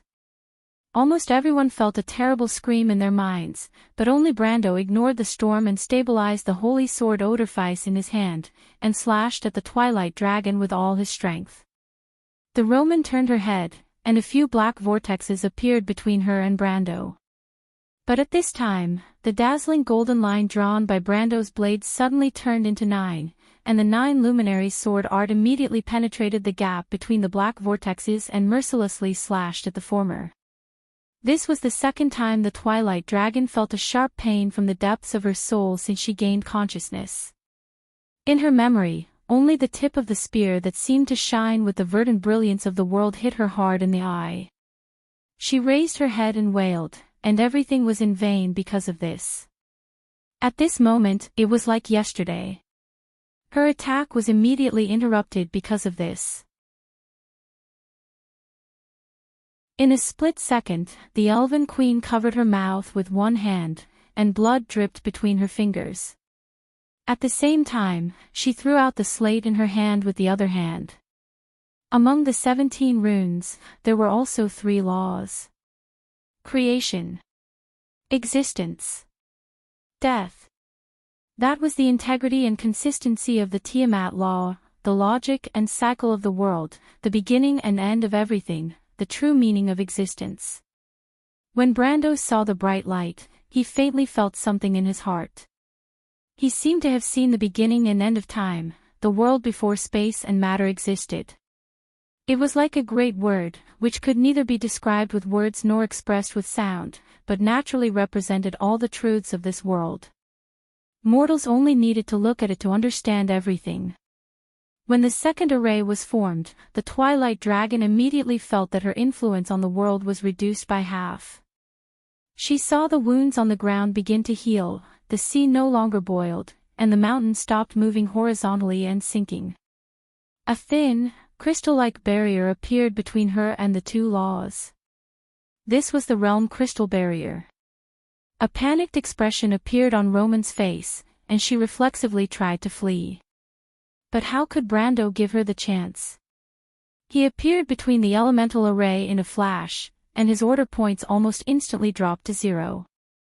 But he didn't care and directly blocked the Twilight Dragon. The merchant lady glared at him angrily. She didn't move, but a wave of space rippled between the two, like a raging wave that attacked Brando. At the same time, waves of spiritual attacks and pressure directly pressed against his spiritual world. Brando only felt his vision turn black, but his heart was keenly aware that the power of the Twilight Dragons had greatly weakened compared to before. You're tuning into the LoveLore Library YouTube channel. We're so grateful for your support, and don't forget to subscribe to join us on this incredible journey through captivating stories. Your generosity through donations truly makes a world of difference, as it's the primary source of revenue that allows me to expand and enhance this channel for you. Thank you from the bottom of my heart for being a part of this adventure.